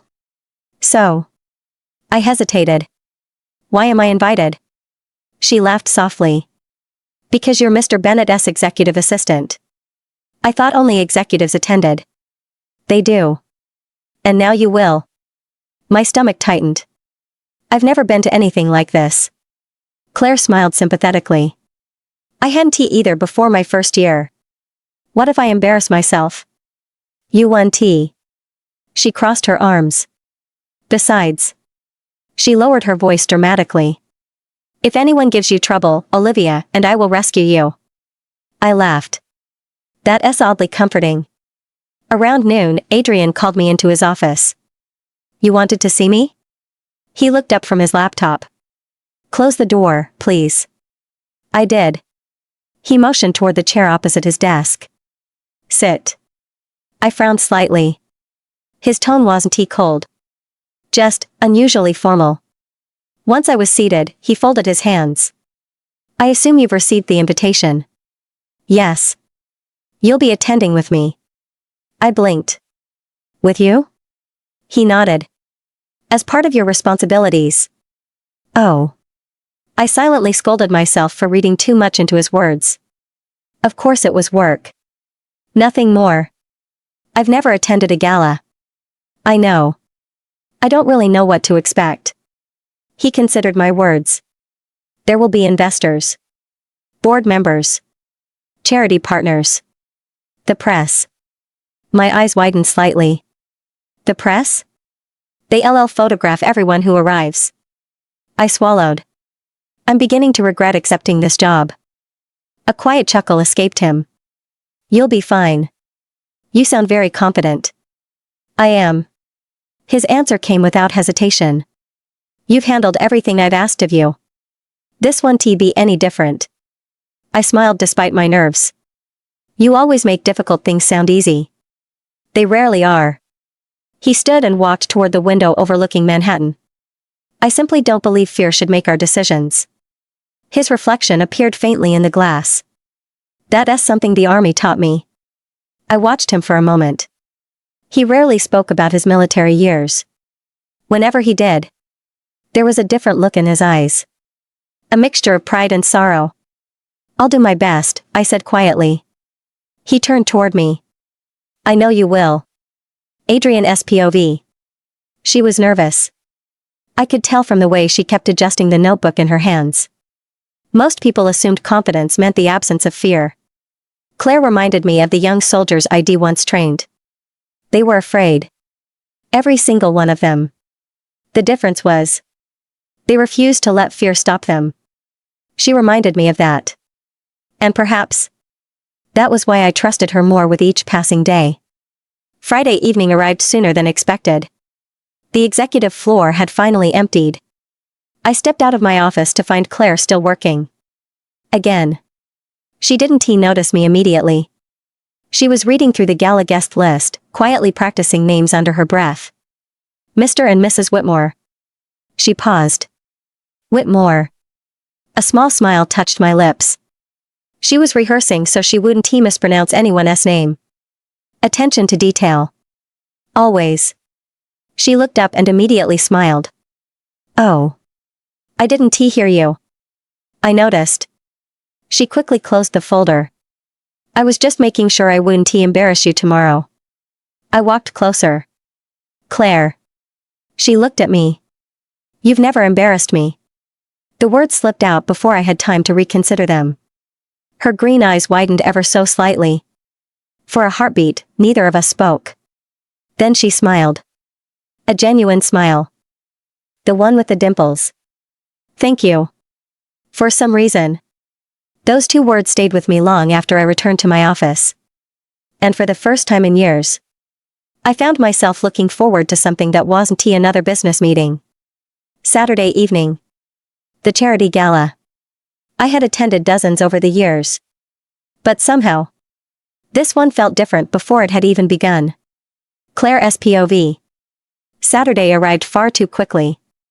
For nearly an hour, I stood in front of my bedroom mirror, staring at 3 dresses spread across my bed. A navy gown. A silver one. And an emerald green dress I had bought during my final year at university, convinced I'd wear it to some important business event.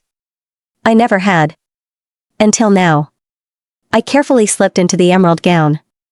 It flowed to the floor in soft satin, elegant without being extravagant. The color made my green eyes appear brighter, while my copper-red hair fell in loose waves over one shoulder. I fastened a pair of small pearl earrings and took a slow breath.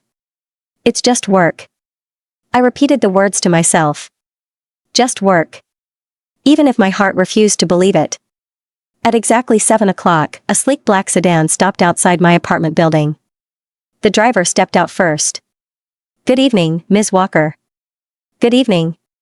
He opened the rear door. As I climbed inside, I froze. Adrian was already there. He looked up from his phone. For a brief moment, neither of us spoke. He wore a perfectly tailored black tuxedo, paired with a crisp white shirt and a dark tie.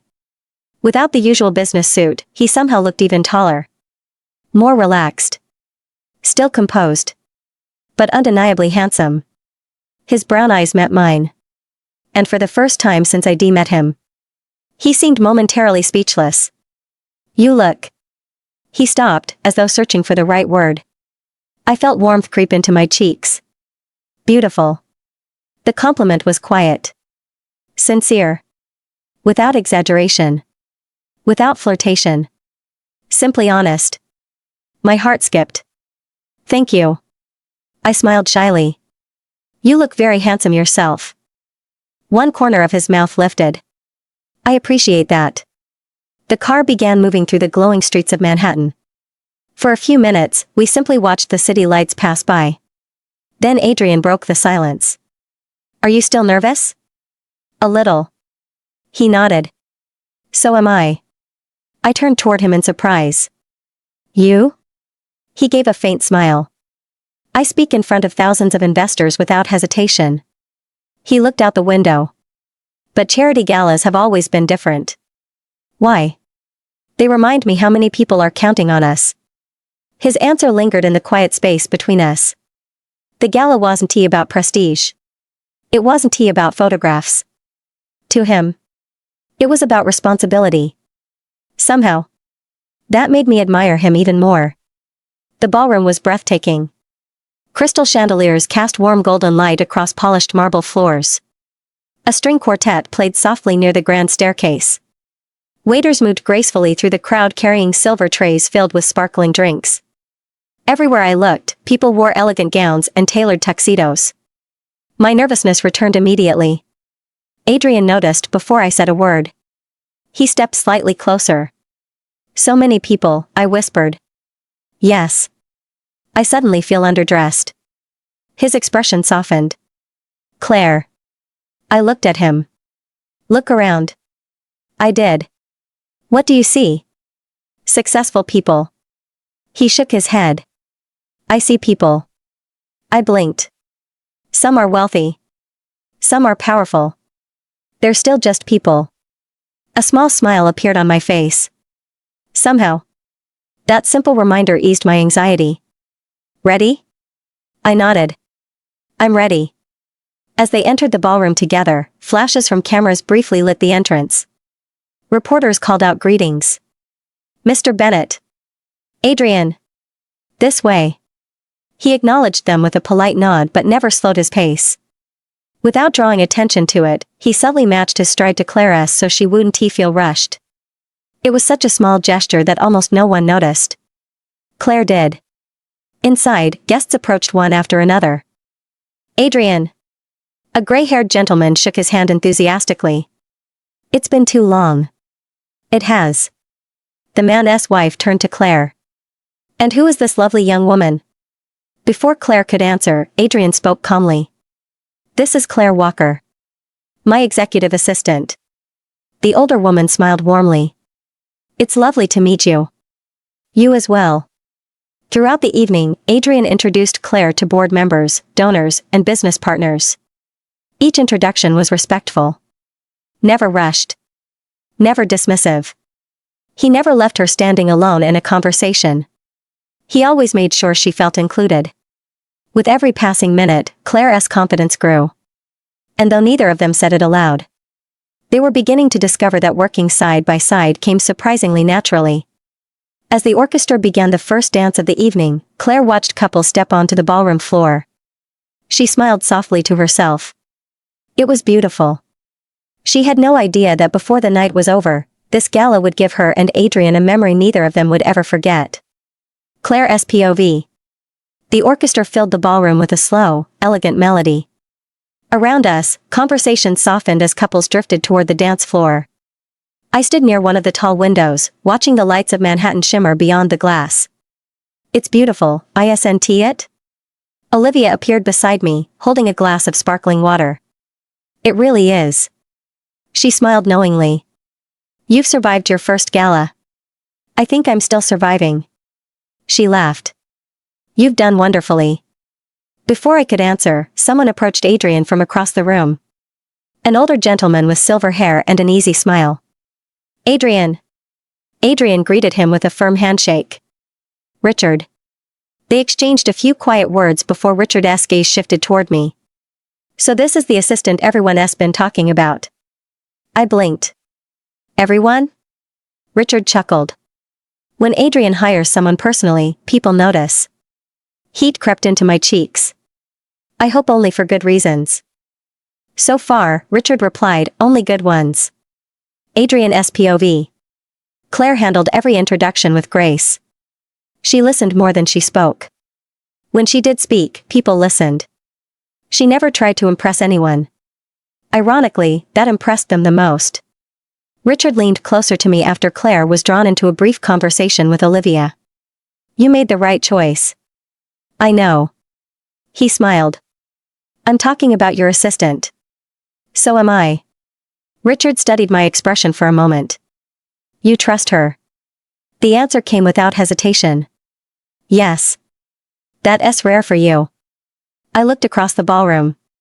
Claire was laughing softly at something Olivia had said. Her smile reached her eyes. It changed the entire room. I suppose it is. Claire's POV. A waiter offered a tray of drinks. I politely declined. Just as I turned, the heel of my shoe caught the edge of the carpet. Oh. I lost my balance for a split second. Before I could fall, a steady hand gently caught my arm. You've got it. Adrian. His grip was firm but careful, giving me just enough support to regain my footing before immediately letting go. I'm so sorry, I said, laughing nervously. Don't be. He glanced at the carpet. I think the carpet owes you an apology. I looked at him in surprise. Was that a joke? The corner of his mouth lifted. It might have been. I couldn't help laughing. You should do that more often. What? Smile. For a brief second, he seemed genuinely caught off guard. Then he looked away with the smallest shake of his head. I've been told that before. I mean it. Silence settled between us. Not awkward. Comfortable. The orchestra changed to another slow piece. Couples continued to fill the dance floor. I watched them for a moment before looking back at Adrian. They look happy. They do. You don't dance? He looked toward the dancers. Not anymore. There was something in his voice that made me decide not to ask why. Instead, we simply stood together, listening to the music. For the first time that evening, work had completely disappeared from the conversation. There was only the sound of the orchestra. And two people beginning to enjoy each other's company beyond the office walls. Then the host stepped onto the stage. Ladies and gentlemen, he announced with a smile, before tonight's auction begins, we'd like to invite every guest to share one dance. Applause echoed through the ballroom. I looked at the dance floor. Then at Adrian. Neither of us spoke. But somehow, it felt as though the next few moments might change something neither of us had expected. Adrian's POV. The applause slowly faded. Couples stepped onto the dance floor one after another. Some had clearly danced together for years. Others laughed through clumsy first steps. I remained where I was. I hadn't danced in a long time. Long before Bennett Corporation. Long before becoming CEO. Another life. Another version of myself. Claire. She turned toward me. Would you? The words felt strangely unfamiliar. Care to dance? For a heartbeat, she simply looked at me. Then a warm smile spread across her face. I'd love to. I extended my hand. He took my hand. Her fingers were cool from the glass of sparkling water she'd been holding. Mine felt unexpectedly warm. Together, we walked toward the center of the ballroom. Claire's POV. I had expected him to be stiff. Awkward. Maybe even uncomfortable. Instead, the moment his hand settled gently against my back, I realized he'd danced before. Not professionally. But confidently. You've done this before, I whispered. A long time ago. You said you don't dance anymore. I didn't. A tiny smile touched his lips. Until tonight. The orchestra began a soft waltz. I followed his lead carefully. I hope I don't step on your shoes. I've survived military training. He looked down at me. I think I'll survive this. I laughed. You keep surprising me.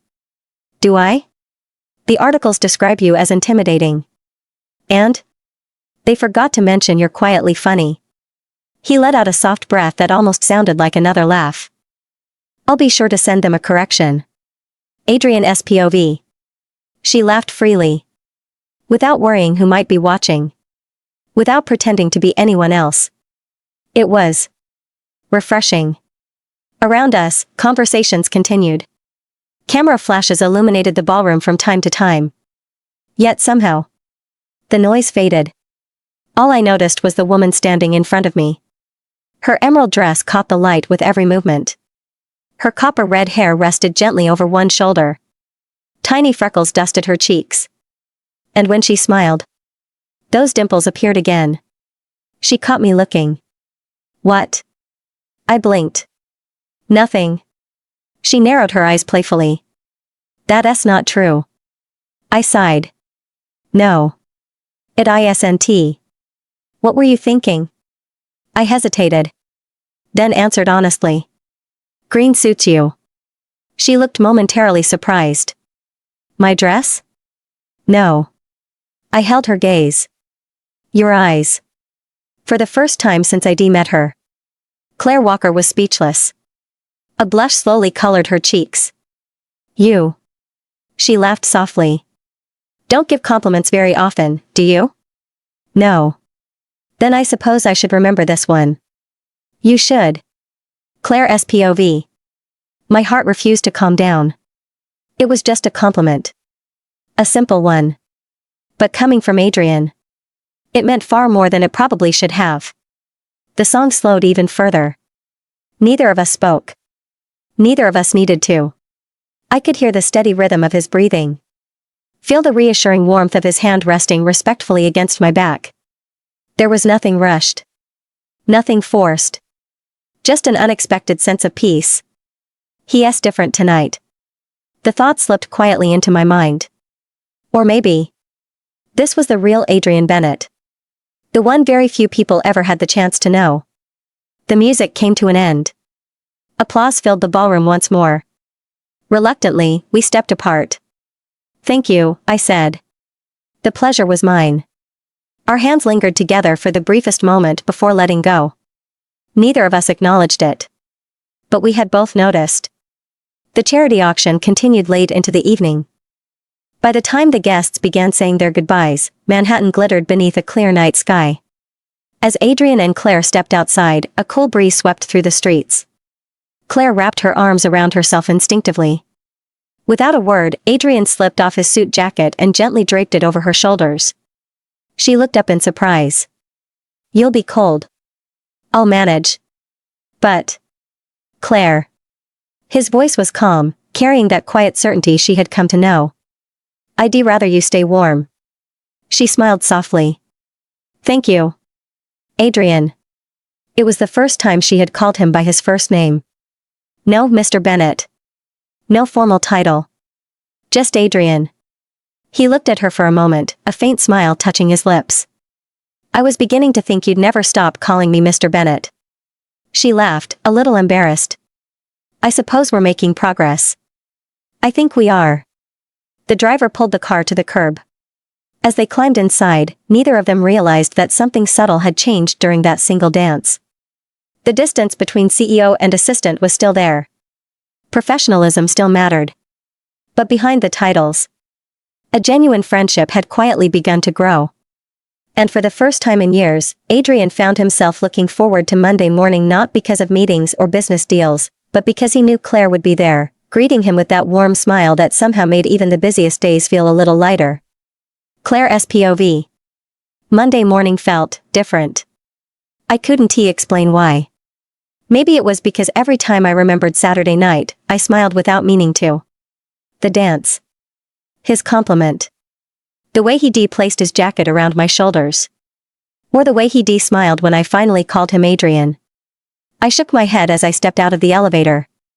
Focus, Claire. You're at work. The executive floor was unusually quiet. I unlocked my office and immediately began reviewing Adrian's calendar. 8 meetings. 2 conference calls. Lunch with international investors. A video conference with London. It was going to be another busy day. At exactly 7:30 a.m., the elevator doors opened. Right on time. Adrian stepped out carrying his briefcase. The moment our eyes met, we both paused. For half a second. Neither of us knew whether to acknowledge Saturday night or pretend it had never happened. I smiled first. Good morning, Adrian. The name came naturally this time. His expression softened. Good morning, Claire. There it was again. No Ms. Walker. Just Claire. A small warmth spread through my chest. Somehow. The office didn't feel quite as formal anymore. Adrian's POV. She looked happy. Not the polite smile she wore for clients. A genuine one. The kind that reached her green eyes. I found myself returning it before I even realized what I was doing. Claire walked past at exactly the wrong moment. She looked from Claire to me. Then raised one eyebrow. Interesting. Very interesting. She said nothing. But the amused smile on her face suggested she was making mental notes. I decided to ignore it. Claire. Yes? I'll need the Henderson contract before 10. It's already on your desk. I looked toward my office. Sure enough. The folder sat precisely where it should. Color-coded. Flagged. Ready for review. I also summarized the changes requested by legal. I nodded. Thank you. She tilted her head slightly. Anything else? I considered my schedule. No. Then, after a brief pause. Actually. She waited. Did you get home safely Saturday night? The question escaped before I had a chance to reconsider. Her smile softened. I did. And you? Yes. I'm glad. Such a simple exchange. Yet somehow. It felt strangely personal. Claire's POV. Around 10:30, I carried a stack of documents into Adrian's office. He was standing by the window with his sleeves rolled up to his forearms. Sunlight streamed across the room, highlighting the dark brown of his hair. He looked up as I entered. Morning meeting finished? Just now. I handed him the contracts. He accepted them. As he flipped through the pages, one loose document slipped free and drifted toward the floor. I've got it. We both reached for it at the same time. Our hands brushed. Just for an instant. I looked up. So did he. Neither of us moved. The office suddenly felt very quiet. Why is my heart beating so fast? His brown eyes met mine, steady as always, but there was something different in them now. Not confusion. Recognition. As if he had noticed the same thing I had. A gentle knock broke the moment. Claire opened the door without realizing what she interrupted. Oh. She looked from him. To me. Then back again. Her lips twitched. The board meeting starts in 5 minutes. Adrian stepped back first. Thank you, Claire. She nodded far too innocently before disappearing again. The silence lingered. I should. I gestured toward the door. Yes. He cleared his throat. The meeting. I smiled, unable to hide a hint of embarrassment. The meeting. As I left the office, I couldn't stop smiling. Behind me, Adrian quietly looked down at the document still in his hand. Only then did he realize. He hadn't read a single word on the page. For the first time in years, something had managed to distract Adrian Bennett from work. And that something had bright green eyes, copper-red hair, freckles across her cheeks, and a smile that was becoming increasingly difficult to forget. Adrian's POV. The board meeting should have had my complete attention. Normally, it always did. Olivia was presenting the quarterly financial report, Daniel was outlining the progress of the London expansion, and every executive around the table waited for my feedback. I listened. I asked questions. I made decisions. Outwardly, nothing had changed. But every now and then, my gaze drifted toward the far end of the table. Claire sat beside Claire, quietly taking notes. She wasn't simply writing down what people said. She was organizing the discussion as it happened. Creating headings. Highlighting deadlines. Connecting related projects with small arrows in the margins. She worked with the same quiet concentration she brought to everything. She's remarkable. The thought appeared before I could stop it. And that realization unsettled me more than I cared to admit. Claire's POV. The meeting finally ended just after noon. As the executives gathered their folders, Olivia walked beside me toward the hallway. You've settled in quickly. I've had good teachers. She smiled knowingly. Adrian? I nodded. He's patient. Olivia laughed. I don't think anyone has ever described him that way. Really? He has high standards. So do I. Olivia looked at me for a moment before smiling again. That explains why the two of you work so well together. Before I could answer, Adrian joined us. Olivia. She nodded politely. Adrian. He looked at me. Claire, would you come with me? Of course. Adrian's POV. We walked in comfortable silence toward my office. She didn't rush to fill every quiet moment. That was rare. Once inside, I closed the door. I wanted to thank you. She looked surprised. For what? The board packets. Oh. They made the meeting more efficient. I'm glad. She smiled modestly. I only reorganized the information. Exactly. I leaned lightly against my desk. Do you know why most meetings waste time? She tilted her head. Too many opinions? A lack of preparation. She nodded. You eliminated that. Her cheeks turned slightly pink. You don't have to keep complimenting me. Why not? Because. She laughed softly. I'll start expecting it. For a moment. I simply looked at her. You deserve recognition when you've earned it. Her smile faded into something gentler.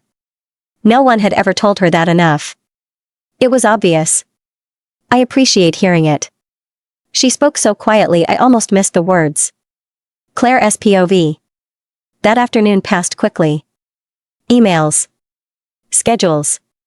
Phone calls. By 5 o'clock, my desk was finally clear. I stretched my shoulders and sighed with relief. You look tired. I looked up. Adrian stood in my doorway, jacket draped over one arm. I'm fine. He crossed his arms. That wasn't an answer. I laughed. I suppose I'm a little tired. You've been here since before 7. So have you. That's different. Why? I'm used to it. So am I. He gave me a look that clearly said I don't believe you. I'll survive. He was quiet for a moment. Then he surprised me. Have dinner with me. My eyes widened. The words hung between us. He immediately realized how they sounded. As colleagues, he clarified. We've both worked late. The restaurant downstairs is still open. We can discuss tomorrow's schedule. I couldn't help smiling. He looked almost flustered. Which was something I had never imagined Adrian Bennett could be. I'd like that. Relief flickered across his face before his usual calm expression returned. Good. I'll meet you in 5 minutes. Adrian's POV. The restaurant inside Bennett Tower was nearly empty. Most of the dinner crowd hadn't arrived yet. That suited me perfectly. We chose a quiet table by the window overlooking the city. For the first few minutes, the conversation stayed on familiar ground. Upcoming meetings. The London project. Travel plans. Then our meals arrived. For the first time since we sat down. Neither of us mentioned work. Claire looked out at the skyline. I used to dream about this city. You aren't from New York? She shook her head. A small town in Vermont. What brought you here? A scholarship. She smiled softly. I wanted to prove I could build a life on my own. I nodded. I understand. She looked at me curiously. You do? I left home at 18. For the army. There was a thoughtful silence. What was it like? I looked out at the lights beyond the glass. Hard. Worth it. I learned discipline. I learned responsibility. Then I smiled faintly. And I learned I make terrible coffee. Claire laughed so hard that a few nearby diners glanced our way. She covered her mouth, trying to stop laughing. I'm sorry. It's just. She wiped a tear from the corner of her eye. For some reason. I never imagined Adrian Bennett admitting he couldn't do something. I found myself laughing too. A genuine, unguarded laugh. The kind I hadn't shared in years. For a brief moment, titles disappeared. There was no CEO. No assistant. Only Adrian and Claire. Two people sharing dinner after a long day. Neither of them realized that somewhere between coffee, long meetings, and quiet conversations, friendship had quietly begun transforming into something deeper. Something neither of them was ready to name. Yet neither of them could ignore anymore. Adrian's POV. Dinner should have remained just that. A meal between colleagues after a long day. Nothing more. Yet as I drove home that evening, I found myself replaying the conversation instead of tomorrow's meetings. Claire laughing. Claire talking about Vermont. Claire smiling every time she discovered another side of me the newspapers had never written about. I tightened my grip on the steering wheel. This isn't wise. She worked for me. I was responsible for her career. There was a line. A very important line. And I had spent my entire adult life respecting boundaries. So why did that line suddenly seem less clear? Claire's POV. I couldn't stop smiling all the way home. Not because it had been a date. It wasn't he. I knew that. He had made that very clear. Still. I'd learned more about Adrian in one dinner than in the previous month. He loved old history books. He preferred classical music while working. He couldn't cook to save his life.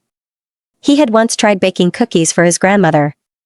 They turned into something that looked like building materials. I laughed every time I remembered the story.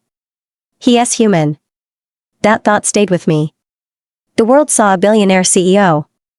I was beginning to see the man beneath the title. Tuesday morning arrived with heavy rain. The city disappeared behind sheets of water. By the time I reached Bennett Tower, my umbrella had done very little to keep me dry. I quietly stepped into the executive office, hoping no one would notice. Morning, Claire. Too late. Claire looked up from her desk. You look like you swam here. I underestimated the weather. She laughed. I'll make some tea. Before I could thank her, Adrian stepped out of his office. His gaze immediately settled on the rain-soaked sleeves of my coat. You walked from the subway? Yes. It wasn't far. He frowned slightly. It was pouring. I'm okay. He studied me for a moment. Then disappeared back into his office without another word. Claire leaned closer. Was he worried? I don't know. 30 seconds later, Adrian returned carrying a neatly folded dark gray sweater. He held it out to me. This should be warmer. I blinked. I couldn't possibly. You can. It's clean. I keep a spare here. I hesitated. It's only until your clothes dry. His voice remained calm, but there was a quiet insistence behind it. Finally, I accepted it. Thank you. Our fingers brushed briefly as I took the sweater. It was soft. Still warm from his office. I'll return it after lunch. No rush. Adrian's POV. Watching her disappear into the restroom carrying my sweater was strangely satisfying. At least she'd be warm. Claire looked at me over the top of her glasses. What? She smiled. Nothing. You have that look. What look? The one that says you're pretending not to notice something. I sighed. I'm making sure an employee doesn't catch a cold. Of course. She tried and failed to hide her grin. Purely professional. I gave her a look. She laughed quietly before returning to her paperwork. Claire's POV. The sweater smelled faintly of cedarwood and fresh linen. Comforting. I rolled the sleeves once they were much too long and smiled at my reflection. It swallowed me. When I returned to my office, Adrian looked up. It fits. I laughed. I think fits is a generous description. One corner of his mouth lifted. It looks comfortable. It is. The morning passed quickly. Around noon, I noticed something unexpected. Several employees kept smiling at me as they walked by. Danielle even stopped outside my office. Looks familiar. I looked down at the oversized sweater. Oh. I suddenly realized. It was Adrian's. Danielle chuckled. Don't worry. He lends it to exactly no one. Before I could ask what he meant, he walked away. I stared after him, my heart beating just a little faster. Exactly no one? When I glanced through the glass wall, Adrian was already working again, completely focused on the documents in front of him. Or at least, he appeared to be. Because a moment later, he looked up. Our eyes met. He noticed me wearing his sweater. A faint smile crossed his face. Small. Warm. Almost impossible to catch. But I caught it. And somehow, the oversized gray sweater suddenly felt even warmer than before. Claire's POV. The rain continued throughout the afternoon, tapping gently against the floor-to-ceiling windows of the executive floor. By 5 o'clock, the city outside had disappeared behind a curtain of gray. I finished answering the last email and looked toward Adrian's office. His light was still on. Of course it was. I smiled to myself. Some things never changed. Just as I gathered my bag, a flash of lightning illuminated the skyline. A second later, thunder rolled across Manhattan. Claire looked out the window. The weather's getting worse. I noticed. She picked up her coat. How are you getting home? The subway. She frowned. In this storm? I'll be fine. Before either of us could continue, Adrian stepped out of his office. He glanced toward the rain outside, then at me. You're not taking the subway. I blinked. I do every day. Not tonight. His tone was calm, but it left little room for argument. I'll have my driver take you home. Oh, no, I couldn't. He asked. You didn't. He picked up his phone. I'm offering. I opened my mouth to protest again. Claire gave me a tiny shake of her head that clearly said, don't even try. I sighed with a smile. Thank you. Adrian's POV. 20 minutes later, we stood together in the underground parking garage. Rain hammered against the concrete entrance. The driver hurried to bring the car around. Claire looked outside. It doesn't seem like it's going to stop. No. She hugged her coat a little tighter. I always liked thunderstorms. I looked at her. Really? She nodded. When I was little, my dad and I used to sit on the porch during storms. She smiled softly at the memory. He'd count the seconds between the lightning and the thunder. So you never became afraid of them? No. She looked toward the rain. They remind me of home. The driver pulled the car to the curb. I opened the rear door for her. She smiled. Thank you. As she stepped inside, another gust of wind blew several loose pages from the folder she was carrying. Oh. Paper scattered across the wet pavement. Without thinking, we both rushed forward. I caught several before they reached the puddles. She gathered the rest. When we stood up, we were much closer than either of us had realized. Only inches separated us. A strand of her copper-red hair had come loose, brushing gently across her cheek. Instinctively, my hand lifted. Then stopped. Don't. Professional. Remember?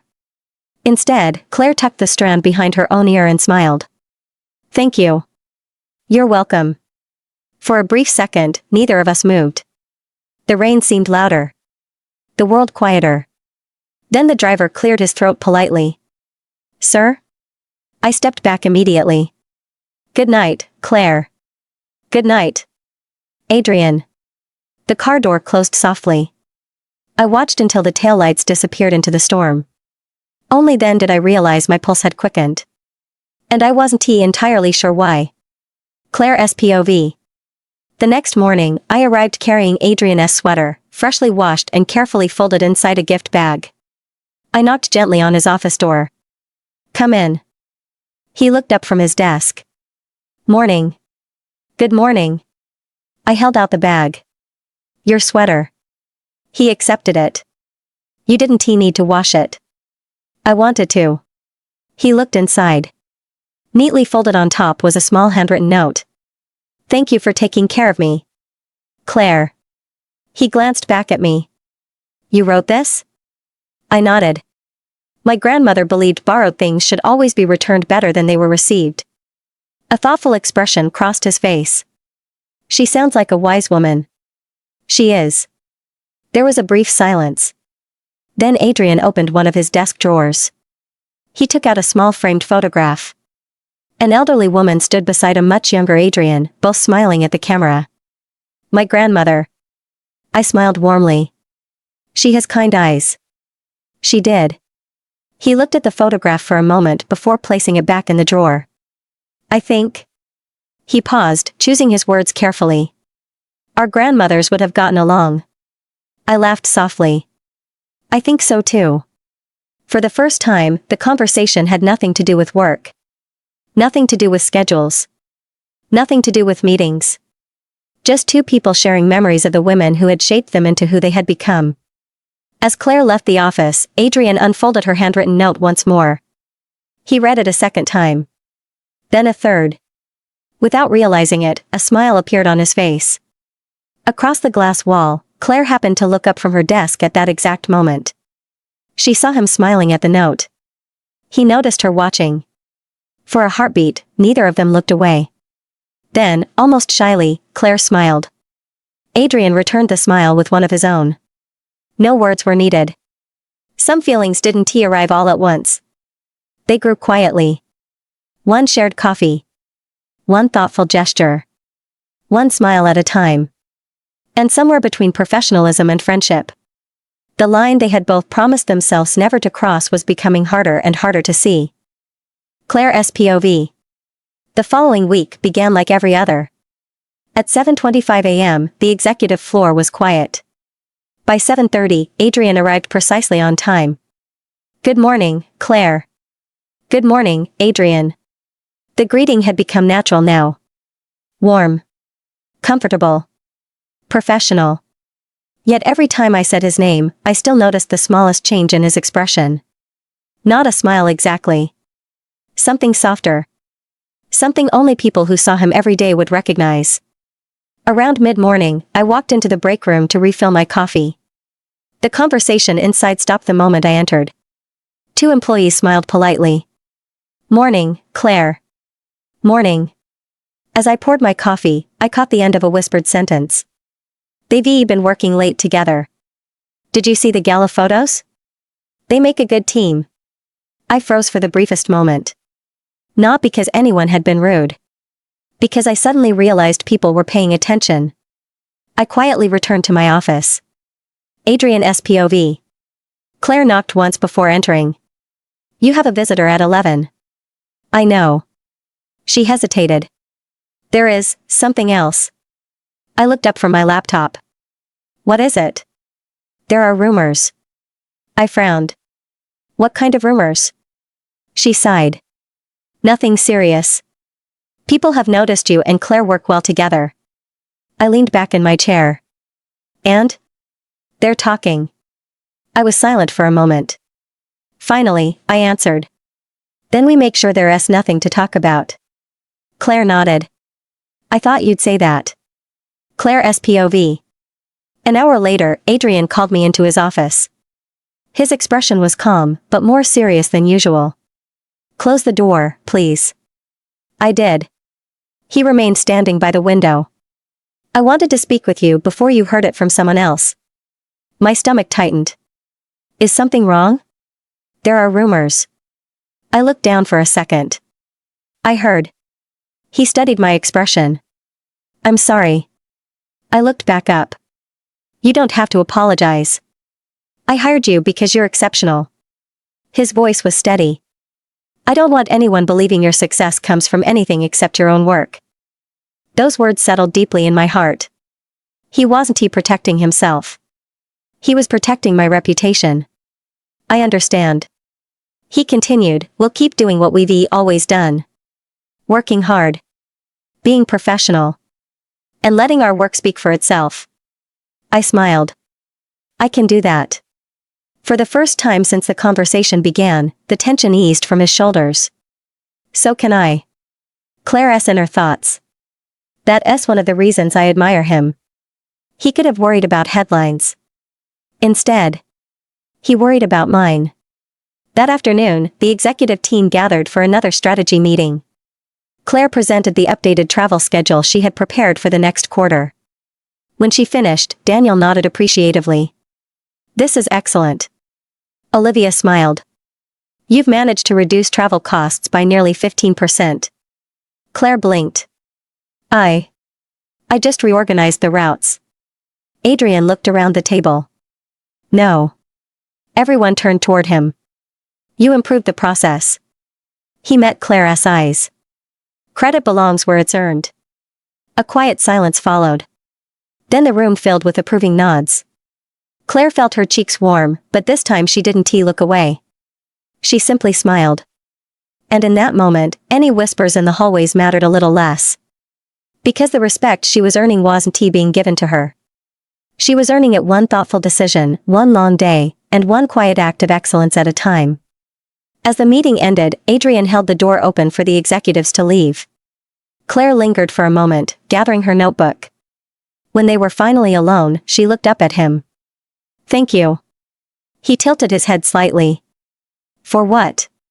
For believing in me. A faint smile appeared on his face. I told you on your interview day. He waited until she met his eyes. You earned your place here. For reasons neither of them could fully explain, those words meant even more now than they had on her first day. Adrian's POV. The rumors didn't disappear. If anything, they grew quieter. More careful. People stopped whispering when Claire or I entered a room. But they still watched. I noticed. So did she. The difference was, neither of us allowed it to change the way we worked. Thursday afternoon. My office. Claire. She stepped inside carrying a folder. Yes? I'll be flying to Boston tomorrow morning. I've already confirmed the flight. I know. She handed me the itinerary. Hotel reservations are complete. The client requested the updated proposal. It's in your briefcase. I looked at the leather case beside my desk. She really had thought of everything. Again. I'll be gone until Saturday evening. She nodded. I'll manage things here. I know you will. There it was again. Trust. Complete and unquestioning. Something I rarely gave. Claire's POV. Friday felt strange. For the first time since I started working at Bennett Corporation. Adrian wasn't there. His office remained dark. His coffee machine stayed silent. No calm good morning. No quiet conversations between meetings. The executive floor felt oddly empty. Claire noticed me glancing toward his office more than once. You miss having someone reorganize your schedule every 5 minutes? I laughed. I miss having someone who actually drinks the coffee I make. She smiled knowingly.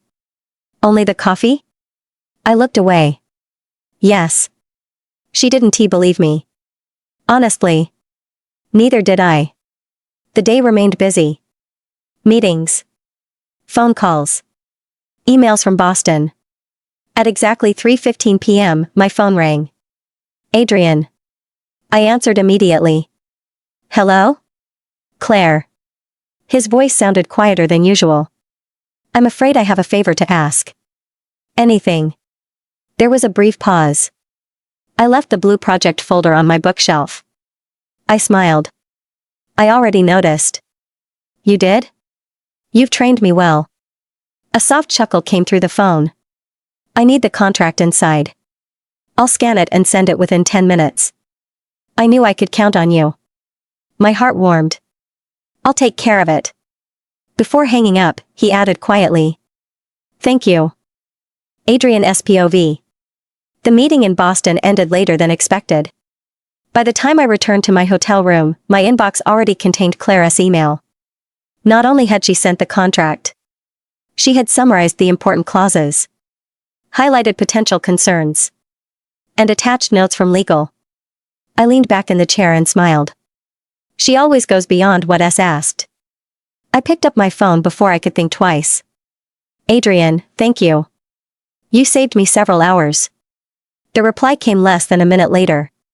Claire, that's what partners do. I stared at the screen. Partners. She probably meant professional partners. Work partners. Nothing more. Even so, the word lingered in my thoughts. Without realizing it, I typed another message. Adrian, get some rest. You've earned it. 3 dots appeared almost immediately. Then disappeared. Then returned. Finally. Claire, only if you promise to do the same. I laughed quietly to myself. She was impossible. In the best possible way. Adrian, deal. Claire SPOV. I smiled at my phone long after the conversation ended. Partners. Maybe it had been a silly word to use. But somehow, it felt right. Not because we were anything beyond colleagues. Because we trusted each other. Respected each other. Worked together. That evening, I watered the small orchid Adrian had placed in my office on my first day. Its white blossoms had opened completely. I smiled. So have we, I whispered to myself. Not romantically. Not yet. But the walls between us had slowly begun to fall. One conversation at a time. One act of kindness at a time. One quiet moment at a time. Neither Adrian nor Claire knew what the future would bring. But one thing had become impossible to deny. Life at Bennett Corporation no longer revolved around schedules and meetings alone. Somewhere between early mornings, shared coffees, rainy days, and unwavering trust, 2 hearts had begun walking toward each other. Neither of them had taken the final step. But both of them were beginning to realize. They wanted to. Claire SPOV. My first day as Director of Executive Operations felt strangely familiar. The same building. The same executive floor. The same breathtaking view of Manhattan. Yet everything had changed. Instead of reporting directly to Adrian, I now worked under Daniel, the company's Chief Operating Officer. My responsibilities had grown as well. Rather than managing one executive's schedule, I coordinated strategic projects across the leadership team. It was exciting. And terrifying. Congratulations. I looked up to find Olivia standing in my doorway with 2 cups of coffee. I heard you survived your first morning. So far. She laughed and handed me a cup. You're going to do wonderfully. I hope so. I don't. She smiled warmly. I know so. Before I could answer, my phone buzzed. Daniel, conference room B in 10 minutes. I took a deep breath. Here we go. The strategy meeting lasted nearly 2 hours. When it finally ended, executives filtered out in small groups, discussing timelines and budgets. I gathered my notebook and turned toward the door. Claire. I recognized Adrian's voice immediately. I stopped.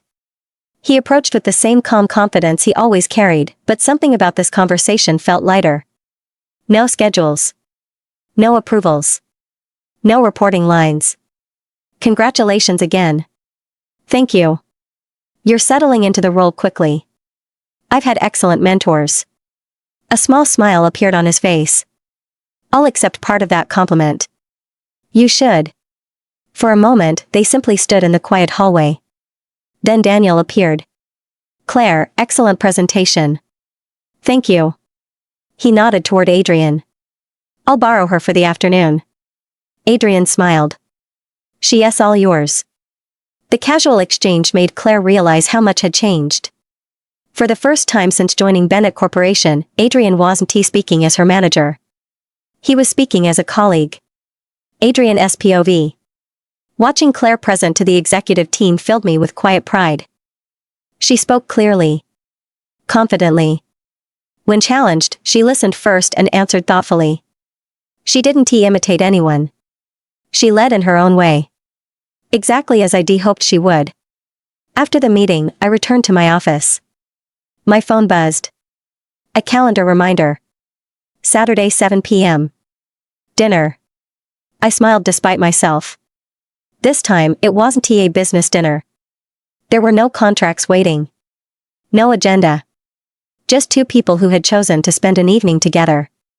Claire's POV. Saturday evening arrived with a clear spring sky.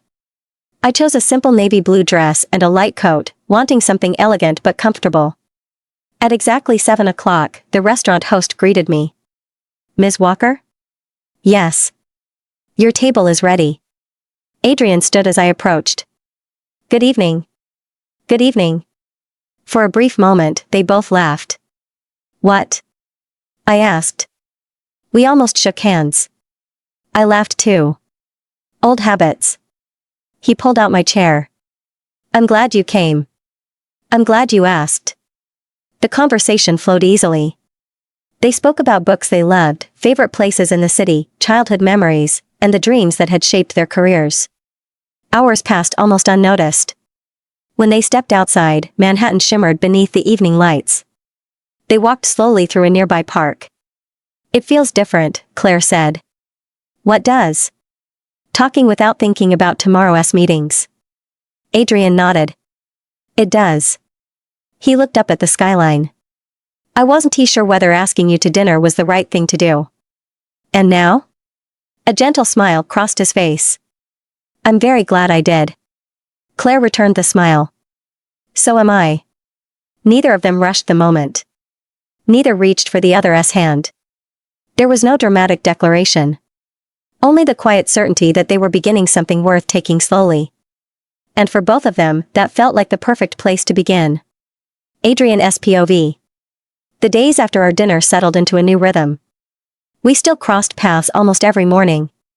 We still attended executive meetings together. But something subtle had changed. There was no longer an invisible wall between us. No carefully measured conversations because of reporting lines. Instead, there was an easy familiarity. One Thursday afternoon, I walked into the executive conference room early. Claire was already there, arranging presentation folders around the table. She looked up and smiled. You're early. So are you. She laughed. I suppose some habits don't disappear. I don't think I'd recognize this company if you were late. She placed the last folder on the table. I could say the same about you. For a moment, they simply admired the city stretching beyond the glass walls. Then Claire spoke. I like this. The meetings? She shook her head. No. This. She gestured between them. Being able to talk without worrying whether someone will misunderstand. I nodded slowly. So do I. Claire's POV. That evening, after work, Adrian sent a message. Adrian, there's a small bookstore a few blocks from the office. I remember you said you love old novels. Would you like to go tomorrow after work? I smiled before I even realized it. Claire, I'd love to. The next evening, they wandered through narrow aisles lined with shelves that reached almost to the ceiling. The little shop smelled of paper, cedar, and fresh coffee. It felt peaceful. Adrian paused in front of a display of classic literature. I used to come here when I first moved to New York. You did? He nodded. I couldn't afford many books then. So I'd spend hours reading here. I smiled. I used to do the same thing in Vermont. He looked at me, amused. So we've both been guilty of reading books we hadn't bought. I prefer to think of it as careful research. He laughed. I'll remember that. As they continued browsing, Claire stopped in front of a well-worn edition of Pride and Prejudice. My grandmother loved this book. Adrian picked it up carefully. Mine did too. Their eyes met. For a second, neither of them spoke. It amazed Claire how often they found small connections like this. Different lives. Different paths. Yet somehow, familiar memories. Outside, the sun was beginning to set. Golden light reflected off the windows of nearby buildings. They carried paper cups of coffee as they walked through the park. "It's strange," Claire said softly. "What is?" "A few months ago, I thought you were impossible to read. And now?" She smiled. "I think you simply let very few people get close." Adrian considered her words. "That's probably true. Can I ask why?" He looked ahead before answering. "I've lost people I cared about." His voice was calm. "And after a while, keeping your distance feels safer." Claire nodded. "I understand." She didn't push for details. She didn't demand explanations. She simply walked beside him. After a few quiet moments, Adrian glanced toward her. "Thank you." "For what?" "For not asking questions I wasn't ready to answer." Claire smiled gently. "I figured you'd tell me when the time was right." "I will." There was a quiet certainty in his voice. She believed him. As they reached the corner where their paths home separated, Adrian stopped. "I had a really good evening." "So did I." He smiled. "Same time next week?" Claire's dimples appeared as she smiled back. "I do like that." They parted with a simple wave, each carrying a new book and the feeling that something meaningful was growing patiently, naturally, and one chapter at a time. Claire's POV. 3 weeks passed almost without me noticing. Life settled into a comfortable rhythm. Monday mornings began with executive meetings. Wednesday afternoons usually meant strategy reviews. Fridays had quietly become our evenings. Sometimes we tried a new cafe. Sometimes we wandered through Central Park. Sometimes we simply walked through Manhattan with no destination in mind. None of it was extravagant. That was what made it special. The first Saturday in May arrived with perfect spring weather. My phone buzzed just after 10. "Adrian, the botanical garden is beautiful this time of year. Would you like to spend the afternoon there?" I smiled before replying. "Claire, I'd love to." By noon we were walking beneath rows of flowering cherry trees. The paths were lined with blooming tulips, roses, and lavender. A light breeze carried the scent of fresh flowers through the gardens. "This is beautiful," I whispered. "I thought you'd like it." "You were right." We wandered slowly, stopping whenever something caught our attention. Adrian was surprisingly knowledgeable about plants. "You know the names of all these?" "My grandmother loved gardening." He smiled at a bed of white roses. "Every Saturday morning, she'd hand me a shovel before I'd even finished breakfast." I laughed. "So you were recruited?" "I didn't have much choice." "I can picture that." He looked at me with an amused smile. "You probably can." Adrian's POV. She noticed everything. The shape of a flower. The sound of birds overhead. The way sunlight filtered through the trees. She found beauty in ordinary moments. It reminded me how long I'd spent rushing through life without looking around. We stopped beside a quiet pond. The water reflected the blue sky like glass. Claire leaned lightly against the wooden railing. "This place feels peaceful." "It does." She turned toward me. "I'm glad you invited me." "I'm glad you said yes." For a moment neither of us spoke. The silence felt natural. Comfortable. Then she caught me looking at her. "What?" I smiled. "Nothing." She folded her arms playfully. "You've said that before. And you didn't believe me then either." "I still don't." I laughed softly. "No. You probably shouldn't." They continued walking until they reached a quiet bench overlooking a small rose garden. Families strolled nearby. Children laughed as they chased butterflies across the lawn. Claire watched them with a warm smile. "I used to think success meant never slowing down." She glanced at Adrian. "Now I think moments like this matter just as much." He nodded. "I spent years believing work had to come first." "And now?" He looked at the garden stretching before them. "Now I'm learning that sharing life with someone you trust is just as important." Claire's heart skipped gently at his words. She didn't answer immediately. Instead, she smiled and met his eyes. "I think you're right." A comfortable quiet settled between them once more. The afternoon sun warmed the garden, and for the first time, neither of them felt any need to rush toward the future. Whatever this was becoming. It was growing naturally. And that made it feel all the more real. Adrian SPOV. The afternoon faded into evening as we left the botanical garden. Neither of us seemed eager to end the day. Would you like to walk a little longer? I asked. Claire smiled, her green eyes catching the warm glow of the setting sun. I was hoping you'd ask. We wandered through a quiet park nearby, where the sounds of the city felt distant. Trees swayed gently in the spring breeze, and the paths were nearly empty. For a while, we walked side by side without speaking. The silence wasn't awkward. It never was with her. Finally, Claire looked up at me. You've changed. I raised an eyebrow. Have I? She nodded. The first day I met you, you hardly smiled. And now? Now, she said with a soft laugh, I think I see the real Adrian. Her words stayed with me. I have changed. She tilted her head slightly. Why? I stopped walking. Because of you. Claire looked at me, surprised. You reminded me there could be more to life than work. She didn't speak. She simply listened. You never tried to change me, I continued. You were just yourself. And somehow, that changed me. A gentle smile spread across her face. I'm glad. Claire SPOV.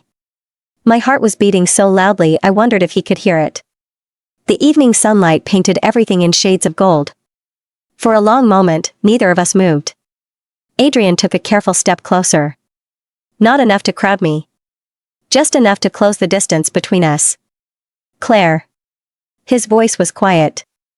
I've been trying to ignore how I feel. I looked into his warm brown eyes. And I don't think I can anymore. A small smile tugged at my lips. You don't have to. He searched my face, making sure. May I kiss you? The question was gentle, leaving me every chance to say no. Instead, I smiled, my dimples appearing. Yes. Very slowly, he reached up and brushed a loose strand of my copper-red hair behind my ear. His fingertips barely grazed my cheek. Then he leaned in. Our first kiss was soft. Unhurried. A brief, tender moment that seemed to make the rest of the world disappear. When we pulled back, we were both smiling. Claire laughed quietly, a little embarrassed.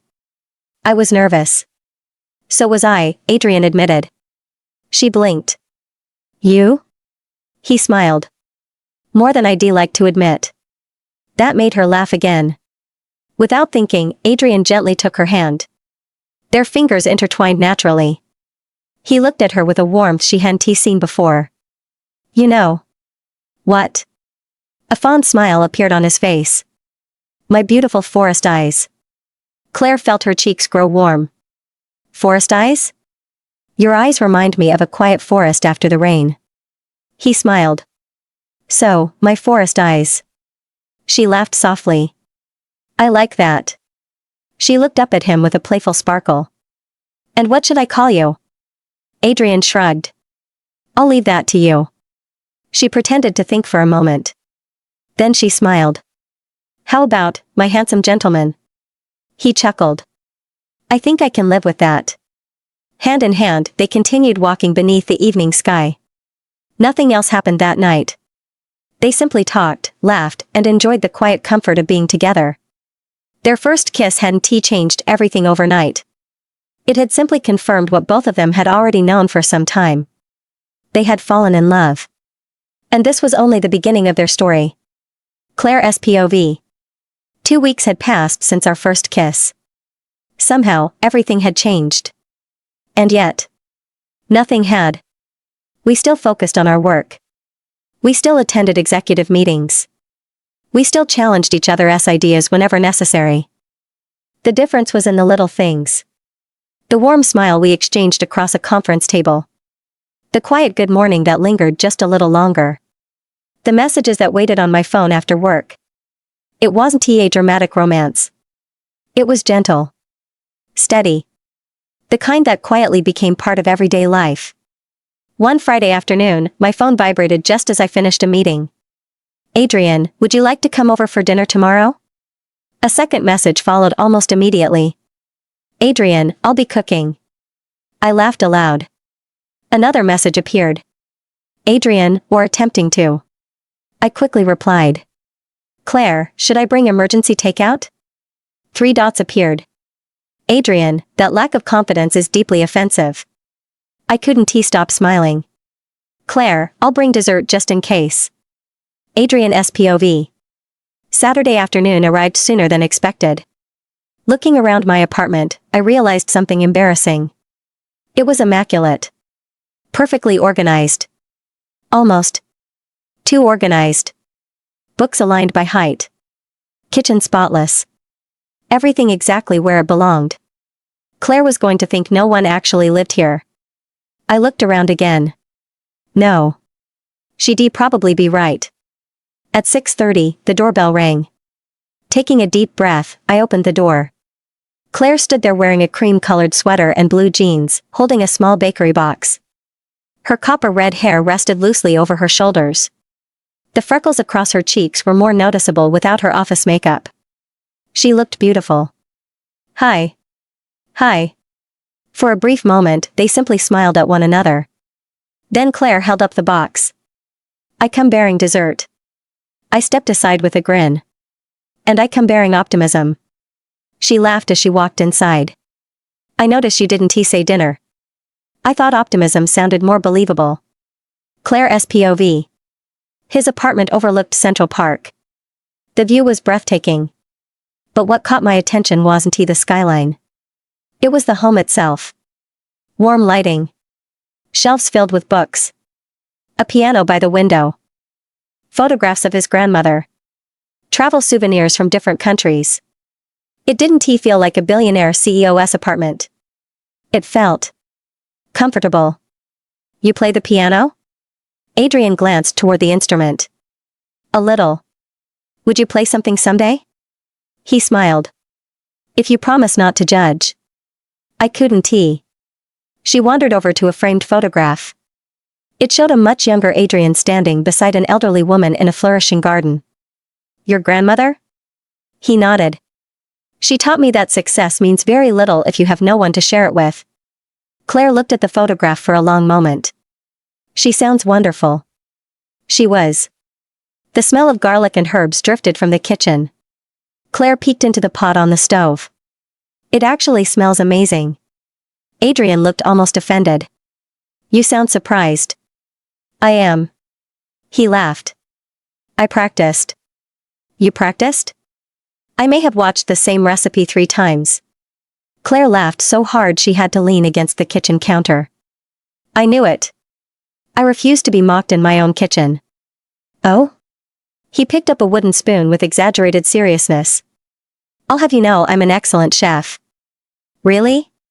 No. I suspected as much. They laughed together until both of them had tears in their eyes. The pasta turned out surprisingly good. The dessert Claire had brought disappeared even faster. After dinner, they carried mugs of tea onto the balcony. The city glittered beneath the evening sky. For a while, they simply stood together, enjoying the cool breeze. Claire rested her elbows on the railing. I like evenings like this. So do I. No meetings. No deadlines. No rush. Adrian nodded. Just us. The words came naturally. Claire looked at him with a gentle smile. Just us. She slipped her hand into his. He gave it a gentle squeeze, smiling back as the lights of New York twinkled below. For the first time in years, the future no longer felt like a list of goals and business plans. It felt like shared evenings, quiet laughter, and ordinary moments that somehow meant everything. Claire SPOV. Summer arrived almost without us noticing. Between work, weekend walks, and dinners together, we had quietly built a life that felt natural. One Saturday morning, I was carrying 2 heavy grocery bags up the stairs to my apartment when I heard a familiar voice behind me. Need some help? I turned and smiled. Adrian. Before I could protest, he gently took one of the bags. I've got it. You always do that. What? Help before asking if it's okay. He smiled apologetically. Old habit. I know. Together, they climbed the remaining steps. When they reached Claire's apartment, she unlocked the door and laughed. I think my place is officially too small. There were books stacked on the coffee table, project folders on a chair, and boxes waiting to be unpacked from a recent office move. It has character, Adrian said. It has no storage. They both laughed. Adrian's POV. A week later, I invited Claire over for dinner again. Afterward, we sat on the balcony watching the city lights. Claire. She looked at me. I've been thinking about something. She waited quietly. We spend most evenings together. That's true. You practically memorized where everything is in my kitchen. She laughed. And you've learned exactly how I take my tea. I have. He took a slow breath. I don't want to rush you. But. He paused, choosing his words carefully. How would you feel about us finding a place together? Claire looked at him in surprise. Moving in together? Only if it's what you want to. No pressure. We choose it together. And we make sure we both have our own space. For a long moment, Claire didn't answer. Instead, she reached for his hand. I've been thinking about it too. A smile spread across Adrian's face. You have? She nodded. I just didn't know how to bring it up. Claire's POV. Over the next month, we visited apartments across the city. Some were too small. Some felt too formal. One overlooked a busy street that never seemed to sleep. Then we found it. A bright apartment near Central Park. Large windows filled the rooms with sunlight. There was a cozy reading nook beside a bookshelf, a spacious kitchen, and a balcony overlooking rows of trees. The moment we stepped inside, we looked at each other. This feels like home, I whispered. Adrian smiled. I was thinking the same thing. Moving day was filled with laughter. Claire, Olivia, and Daniel insisted on helping. Daniel carried boxes into the living room and looked around with a grin. So, where do these go? Claire laughed. We're still figuring that out. Claire placed a box labeled books beside the shelves. I've been waiting for this day. Olivia smiled warmly. You two deserve this. By evening, the last box had been unpacked. Their friends said their goodbyes, leaving the apartment quiet for the first time. Claire wandered into the living room, looking around at the shelves they had filled together, the framed photographs they had chosen, and the fresh flowers sitting in a vase on the dining table. It already feels different, she said softly. Adrian joined her by the window. It does. She rested her head lightly against his shoulder. I was worried moving in together would feel overwhelming. And now? She smiled. It just feels right. He wrapped an arm gently around her shoulders. We'll probably spend weeks deciding where everything belongs. Claire laughed. Especially the books. I have a feeling you'll win most of those discussions. I probably will. He chuckled. I've already accepted that. They stood together watching the sunset paint the skyline in shades of gold and orange. The apartment wasn't perfect yet. There were still unopened boxes in the hallway and empty spaces waiting to be filled. But neither of them minded. A home, they realized, wasn't created in a single day. It was built through shared mornings, quiet evenings, laughter over dinner, and choosing each other again and again. And this was the beginning of that new chapter. Claire's POV. Living together turned out to be easier than I had imagined. Not because we agreed on everything. We didn't. It was because we listened. Every morning began the same way. I usually woke up first. The apartment was quiet, the city still stretching awake outside our windows. I would make coffee while the smell of fresh bread filled the kitchen. A few minutes later, I would hear familiar footsteps. Good morning. Adrian's voice was still sleepy. I smiled over my shoulder. Morning.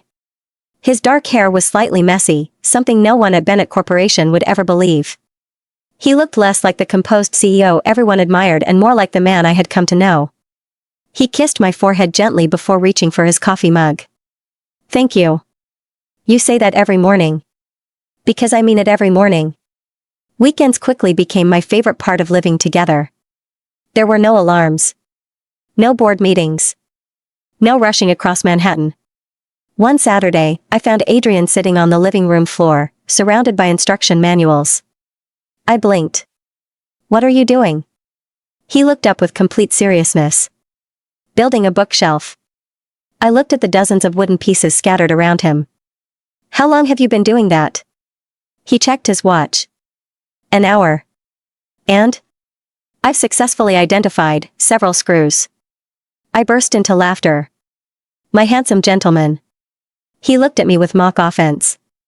I thought you had faith in me. I do. I walked over and sat beside him. But perhaps not in your furniture building skills. He laughed. Fair enough. Together, they spent the next 2 hours assembling the bookshelf.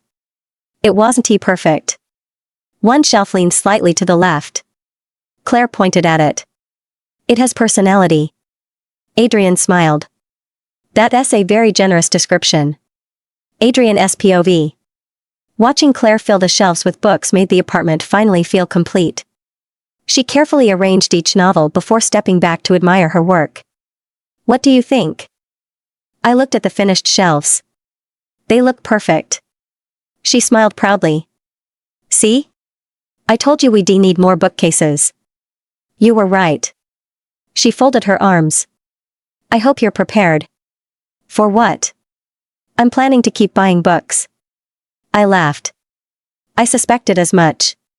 She walked over to me. So? So. I pretended to think. I suppose we'll just have to buy another bookshelf. She laughed. Hopefully one we don't build ourselves. I fully support that plan. That evening, rain began falling softly against the windows. Claire curled up on the sofa with a novel while I sat beside her reading reports on my tablet. After several minutes, she gently nudged my arm. You've been reading emails for half an hour. I know. Take a break. I looked at her. You tell the CEO to stop working? I tell Adrian. A smile found its way onto my face. Without another word, I set the tablet aside. Better? Much. She rested her head lightly against my shoulder. Neither of us spoke.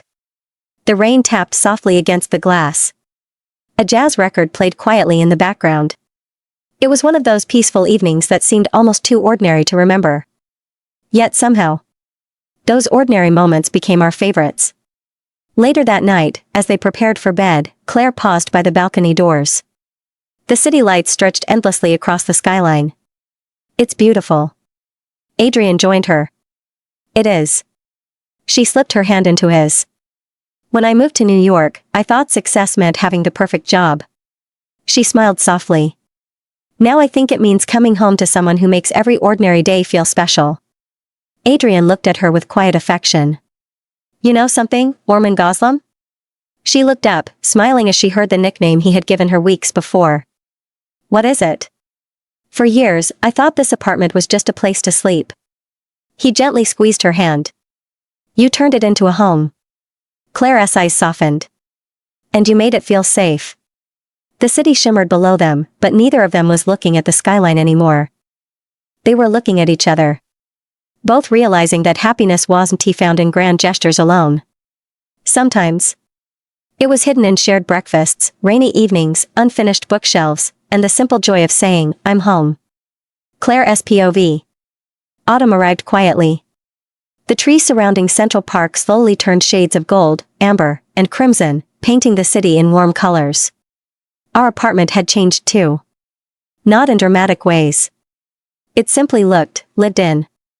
A blanket was always folded over the sofa. Books had begun appearing in little stacks beside the armchair. Fresh flowers stood on the dining table almost every week. One evening, I came home to find soft music drifting from the kitchen. Adrian? I'm in here. I smiled as I stepped inside. He was wearing a dark sweater with an apron tied around it. I couldn't help laughing. The apron again? He looked down at himself. I happen to like this apron. It says kiss the cook. It was a gift from Claire. Somehow that doesn't surprise me. He chuckled. She's never going to let me forget my first attempt at cooking. I walked over and peeked into the pot simmering on the stove. It smells wonderful. I've improved. You have. I leaned up and kissed his cheek. I'm proud of you. He smiled. I'll accept that as my official restaurant review. Adrian POV. Dinner had become my favorite part of the day. Not because of the food. Because it meant the workday was over. Phones stayed on silent. Laptops remained closed. For an hour or two, the company could wait. Claire sat across from me, telling me about a new project she'd been leading. Her eyes always lit up when she talked about solving problems. You should have seen Daniel's face, she said with a laugh. He thought the timeline couldn't be shortened. And then? We found a better process. I smiled. I never doubted you would. She pointed her fork at me playfully. You always say that. Because you keep proving me right. She laughed, shaking her head. I think you're biased. I think I'm observant. Claire's POV. The following Saturday, we decided to leave our phones at home. No emails, Adrian declared. No calls, I agreed. No work. Definitely no work. We spent the morning wandering through a neighborhood farmer's market, carrying a reusable bag that gradually filled with fresh bread, fruit, flowers, and homemade jam. At one stall, an elderly woman smiled as we admired a bouquet of sunflowers. For your wife? I blinked. Before I could answer, Adrian smiled politely. Not yet. Heat rushed to my cheeks. The woman simply smiled wider. Well, whoever she is very lucky. As we walked away, neither of us spoke for a moment. Finally, I nudged his arm. Not yet? He looked at me, a little embarrassed. I may have answered before thinking. And? He smiled softly. I didn't mind the question. I slipped my hand into his. Neither did I. That evening, they arranged the sunflowers in a tall glass vase.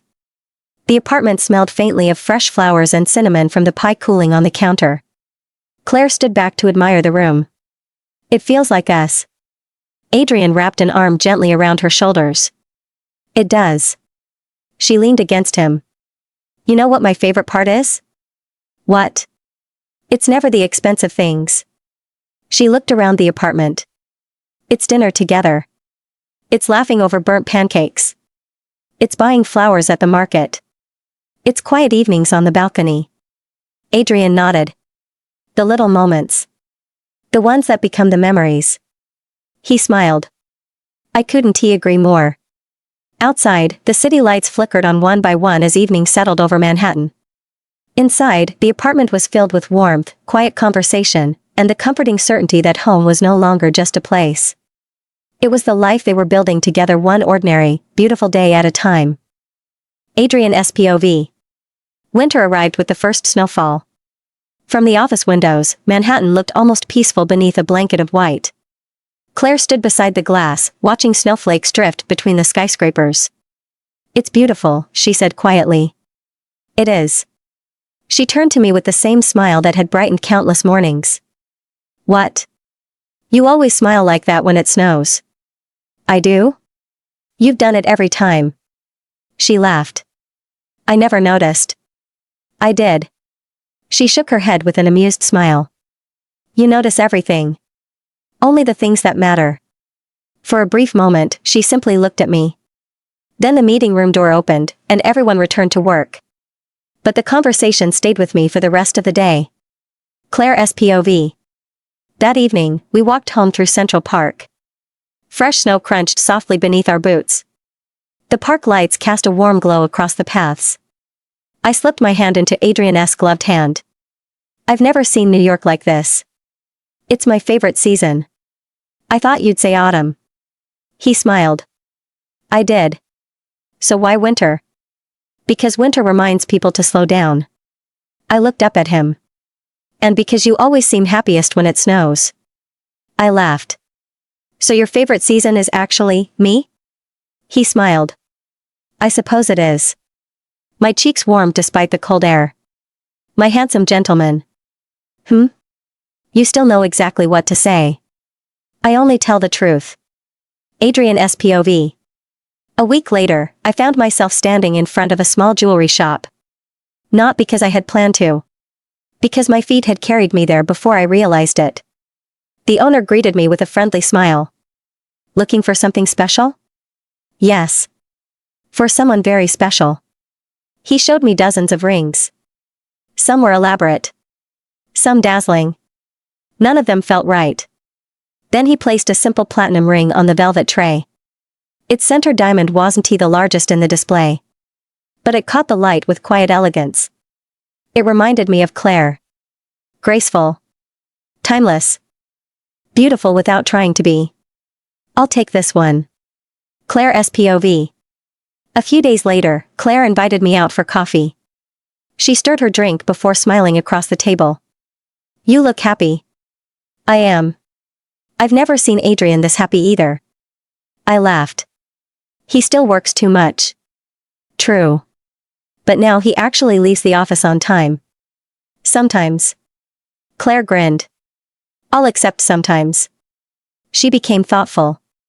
You know. What? I watched the two of you grow from colleagues into partners in life. It happened so naturally. I smiled into my coffee. It really did. I never expected any of this. Neither did he. Claire reached across the table and squeezed my hand. Whatever happens next.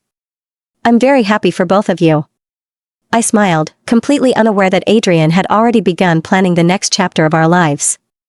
That Friday evening, Adrian returned home carrying a small paper bag from the bakery Claire loved. You remembered.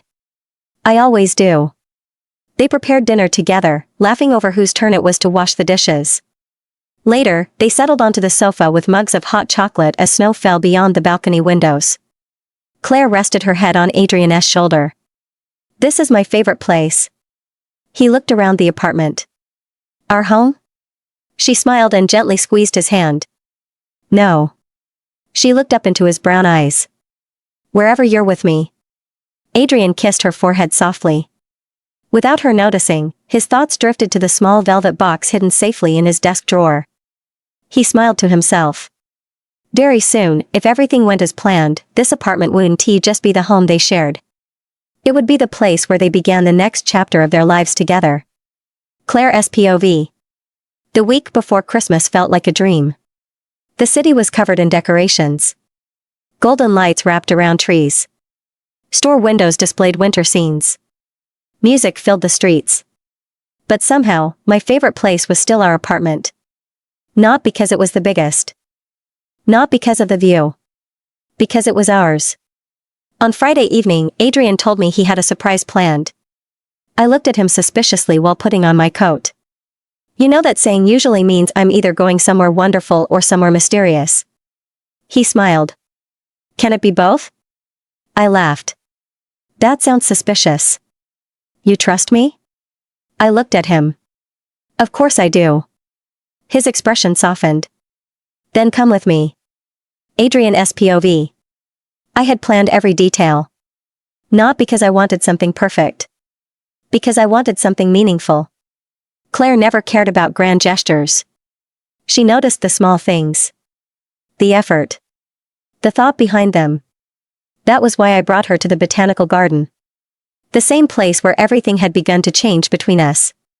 The pathways were decorated with winter lights. The trees sparkled beneath the evening sky. Claire looked around in amazement. It's beautiful. I thought you'd like it. She smiled. You always remember. I try. No. She looked at me. You do more than try. Those words meant more than she knew. Claire's POV. We walked through the garden slowly. Every corner seemed to hold a memory. The place where we had talked for hours. The path where we had first admitted our feelings. The quiet pond where everything had started to feel different. Adrian stopped near a small bridge overlooking the water. Claire.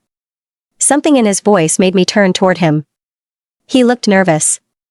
Not the kind of nervousness I expected from Adrian Bennett. The man who could negotiate million-dollar deals without hesitation. But here. With me. He seemed almost unsure. What is it? He took a breath. When I first met you, I thought you were simply someone who would make my work easier. I smiled softly. That sounds like you. He laughed quietly. It does. But I was wrong. He looked at me. You didn't just help my work. You changed my life. My heart warmed. Adrian. I spent years believing that success meant standing alone. He paused. Then you showed me that life is better when you have someone beside you. The winter lights reflected in his eyes. You became my home. He reached into his coat pocket. Claire's eyes widened as he knelt. The world seemed to become quiet around them. Adrian. I don't have a perfect speech. She smiled through the surprise. That's okay. I only have the truth. He looked up at her. I love you. A gentle silence followed. I want to spend my life creating memories with you. I want ordinary mornings. Quiet evenings. Laughter over things that don't matter. And every difficult day that comes after. He opened the small box. Will you marry me, Claire? For a moment, she could only smile. Then she nodded. Yes. Her voice was filled with happiness. Yes, Adrian. Adrian's POV. The relief I felt was impossible to describe. Not because I had doubted her answer. Because hearing it still felt like the greatest gift I had ever received. Claire laughed softly as she looked at the ring. It's beautiful. I chose it because it reminded me of you. She looked at him curiously. How? Elegant. Simple. But impossible to overlook. Her cheeks warmed. You always know what to say. No. He smiled. I only say what I mean. Claire's POV. On the way home, I kept looking at my ring. Not because of the diamond. Because of what it represented. A promise. A future. A life they had chosen together. When they arrived home, they stood by the balcony watching the snow fall over the city. We're really doing this. Adrian smiled. We are. She leaned against him. I never imagined my life would look like this. Neither did I. But I'm glad it does. He gently held her hand. So am I. Outside, New York continued moving. Cars passed. People hurried through the streets. The world continued exactly as it always had. But inside their apartment, a new chapter had begun. Not because everything was perfect. Because they had found someone they wanted beside them through every imperfect moment ahead. Claire's POV. The word fiancé still felt unfamiliar. Not wrong. Just new.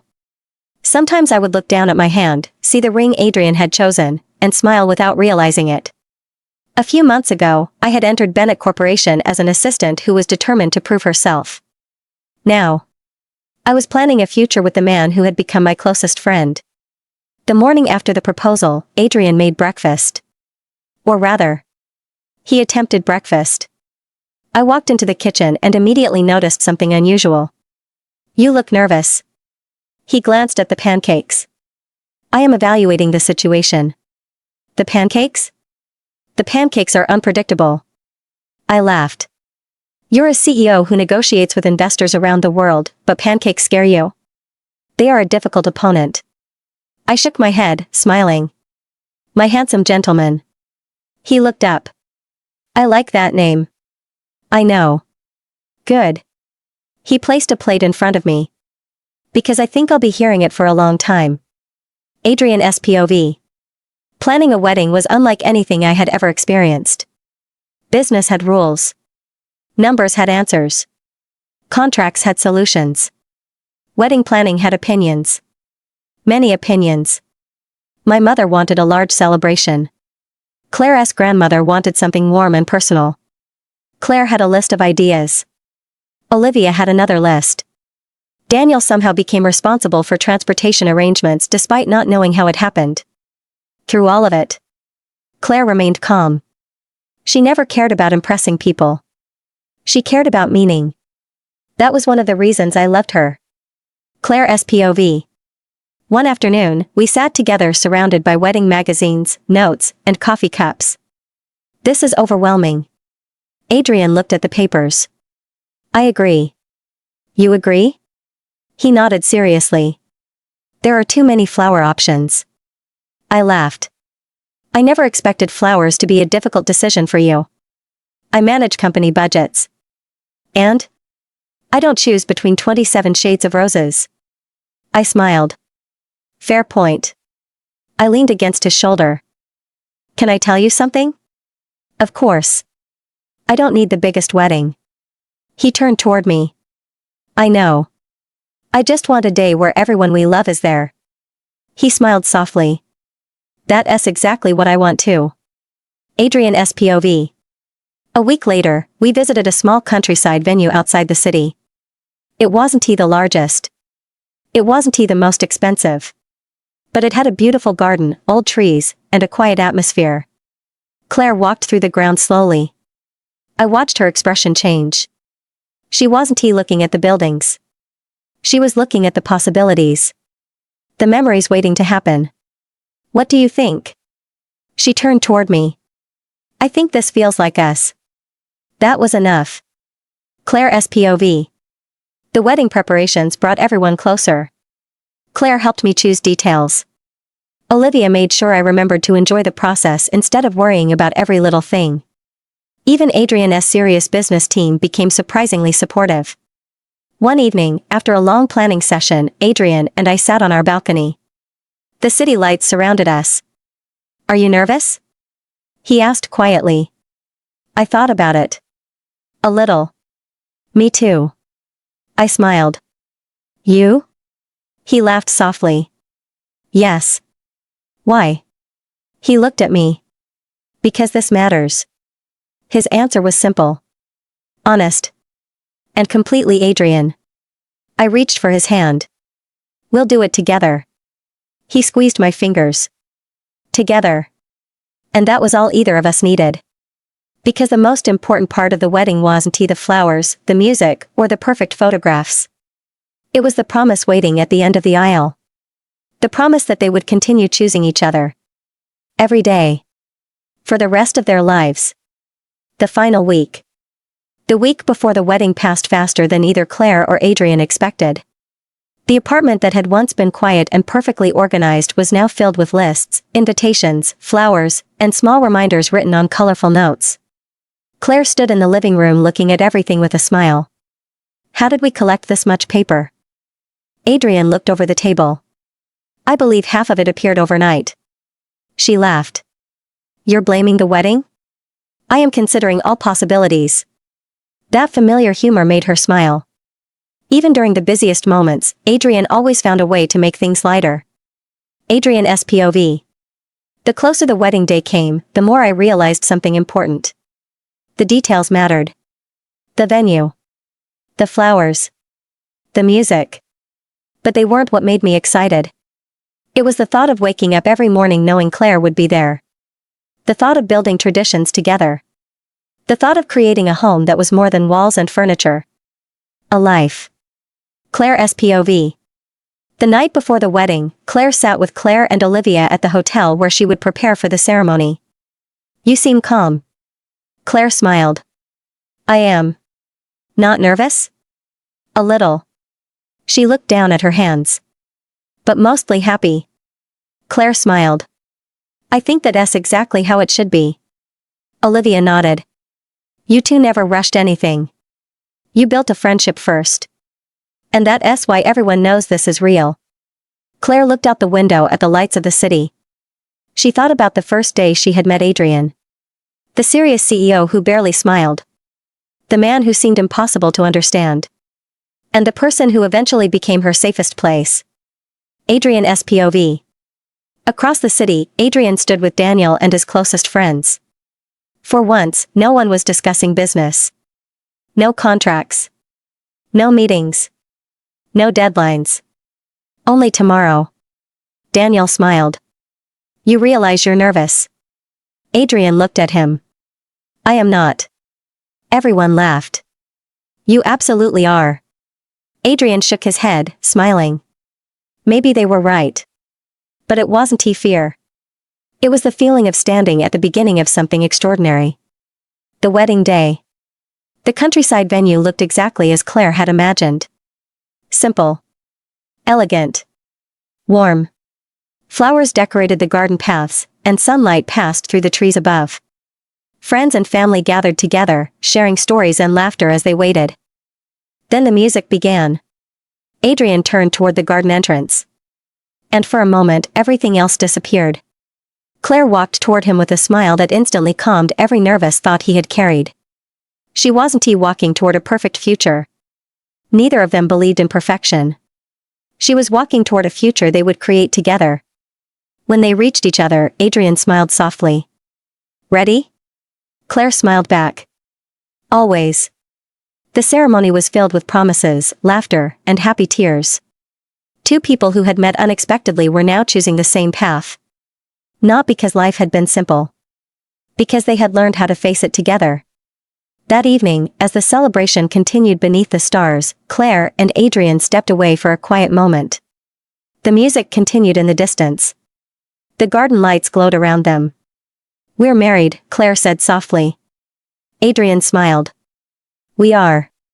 She looked around at their friends, their family, and the life surrounding them. I think this is my favorite chapter. Adrian held her hand. I think it's only the beginning. And under the warm lights of the garden, they began the next part of their story. Not as two people searching for something they were missing, but as two people who had already found it. Claire's POV. The first morning as a married woman felt surprisingly ordinary. And somehow, that made it perfect. Sunlight slipped through the curtains of their bedroom, painting soft patterns across the floor. For a few moments, I simply lay there, listening to the quiet sounds of the apartment. Our apartment. That thought still made me smile. A year ago, I had never imagined this life. I had come to New York with a suitcase, a dream, and a determination to succeed. Now I had a home filled with memories. A husband who knew exactly how I liked my coffee. And a future I was excited to build. When I walked into the kitchen, Adrian was already there. Wearing a simple gray sweater. Making breakfast. I leaned against the doorway. Is this becoming a tradition? He looked over his shoulder. I thought married people were supposed to have traditions. I smiled. And yours is cooking? I prefer the term improving. I looked at the plate. The pancakes are much better. He looked pleased. So I have progressed. Definitely. He walked closer and handed me a cup of coffee. Exactly the way you like it. I took it with a smile. You remember everything.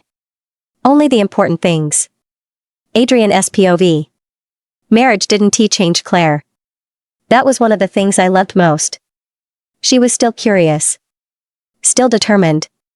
Still the person who would stay late to help a team member solve a problem. The only difference was, now I got to come home to her. And that changed everything.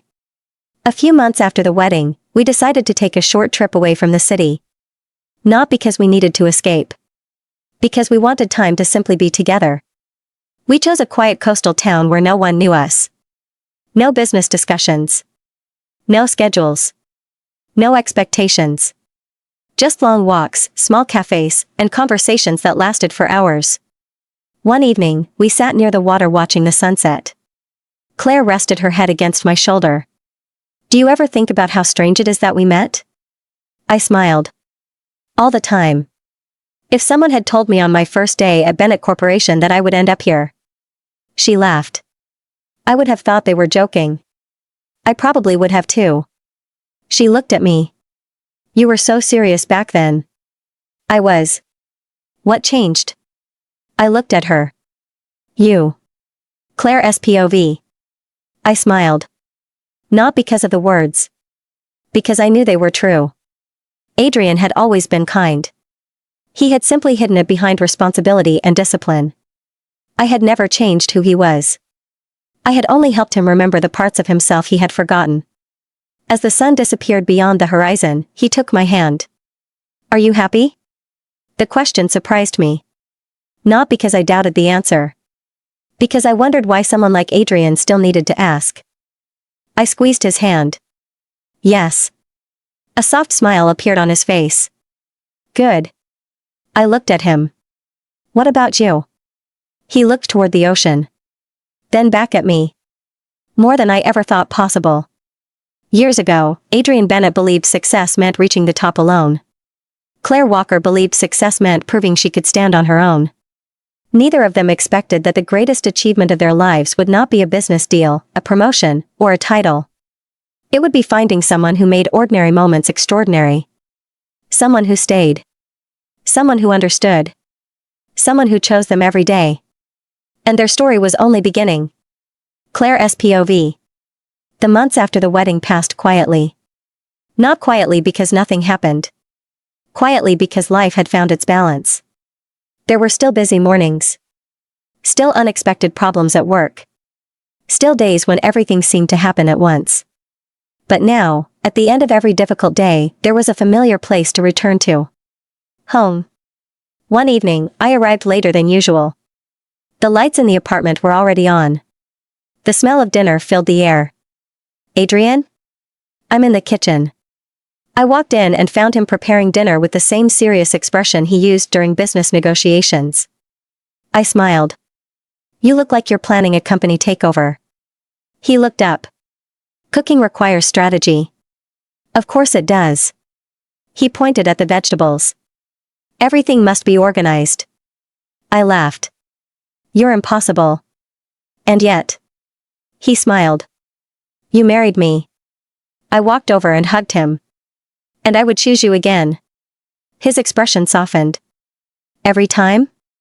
Every time. Adrian's POV. There were moments when I still couldn't believe this was my life. Not because of the apartment. Not because of the success. Because of Claire. She brought warmth into places that had been empty for years. She reminded me to celebrate small victories. To take breaks. To enjoy the present instead of constantly planning the next achievement. One evening, while we sat together on the balcony, I noticed she was unusually quiet. What's on your mind? She looked out at the city. I was thinking about the future. I smiled. That sounds serious. She laughed softly. Maybe. Then she looked at me. I just hope we always remember this. Remember what? This. She gestured toward the apartment. The quiet moments. The laughter. The way we started. I took her hand. We will. Claire's POV. A few weeks later, we visited the botanical garden again. The same place where everything had changed. The paths looked different with the new season. The flowers had bloomed again.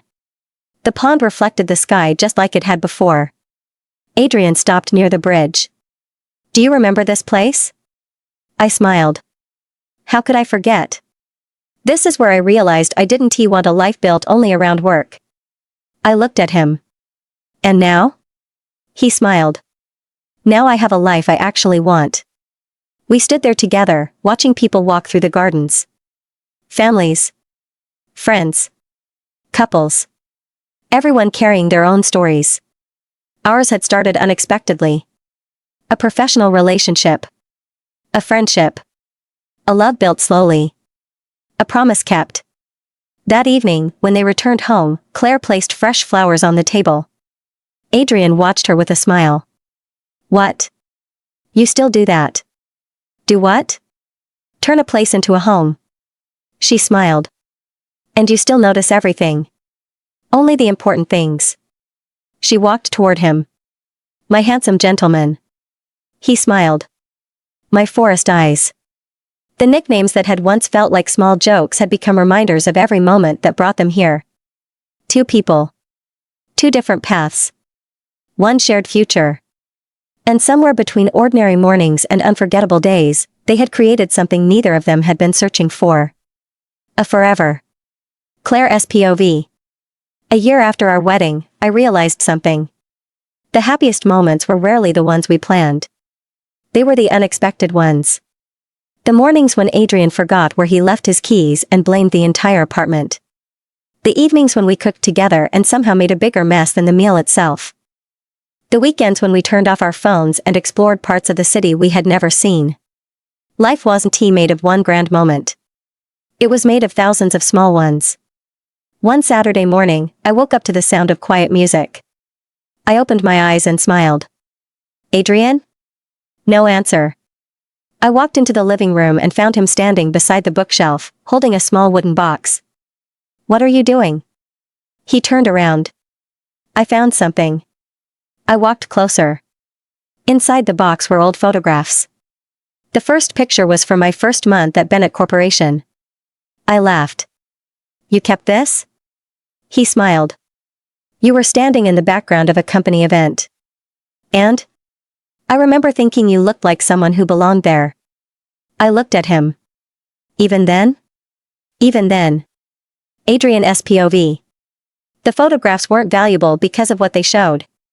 They were valuable because of what they reminded us. The beginning. The uncertainty. The moments when neither of us knew where life was taking us. Claire sat beside me, looking through the pictures. We've changed so much. We have. But somehow. She smiled. We're still us. I nodded. That was the part one treasured most. Success had changed our circumstances. Marriage had changed our lives. But the people we were at the beginning were still there. Claire's POV. That afternoon, we visited the small garden behind our home. Adrian had planted flowers there because he remembered how much I loved gardens. You actually kept them alive. He looked offended. I am capable of taking care of plants. I smiled. That wasn't always true. That was years ago. Your first plant lasted 3 weeks. It was a difficult plant. I laughed. You blamed a plant. It was a reasonable explanation. We both laughed until we couldn't anymore. And in that moment, surrounded by flowers and sunlight, I realized something. The man who once seemed impossible to understand had become the person who knew me best. That evening, we sat together watching the sunset. Adrian took my hand. Do you ever wonder what would have happened if we hadn't met? I thought about it. The answer was impossible to know. Maybe we would have taken different paths. Maybe we would have become different people. But one thing was certain. I was grateful for the path that brought me here. I don't wonder. He looked at me. Why? Because I'm too busy being thankful for this one. A quiet smile appeared on his face. Me too. The world continued moving around us. New days would come. New challenges. New dreams. But whatever waited ahead, we knew one thing. We would face it together. Not because life would always be easy. Because we had built something strong enough to last. Years later. Time had a way of changing things. The city was still the same. Manhattan still moved quickly. The streets were still full of people chasing dreams. But inside the Bennett home, life had found a different rhythm. The apartment that had once been filled with moving boxes and new beginnings was now filled with memories. Photographs covered the shelves. Books filled every corner. The garden outside had grown into a place where they spent quiet afternoons together. Claire's POV. Claire often thought about how unexpected life could be. She remembered the young woman who had arrived in New York determined to prove herself. She remembered the first days at Bennett Corporation. The long meetings. The challenges. The moments when she wondered if she was truly ready for everything ahead. Now, looking around the life she had built, she realized every difficult step had shaped her. Her career had grown. Her confidence had grown. And she had learned that success was not only about reaching goals. It was about enjoying the journey. Adrian's POV. Adrian had changed too. The businessman who once measured every day by achievements and deadlines had learned the importance of balance. He still led the company with the same dedication. But he no longer believed that work was the only thing that mattered. The lessons he had learned were simple. A successful life needed purpose. A meaningful life needed connection. And the best memories were often created during ordinary moments. One evening, Claire and Adrian returned to the botanical garden where so many important memories had begun. The paths were familiar. The trees had grown taller. The flowers had changed with the seasons. Yet the feeling remained the same. They walked slowly through the garden, remembering the years behind them. The conversations. The challenges. The dreams they had built together. Claire smiled as she looked around. It sounds strange how one place can hold so many memories. Adrian nodded. Maybe places become special because of the people we share them with. They continued walking beneath the evening sky. The years ahead would bring new experiences. New goals. New adventures. But one thing remained constant. They had built a life based on respect, trust, and choosing to support each other through every season. Their story had never been about a perfect path. It had been about growing together. And that was what made it worth remembering.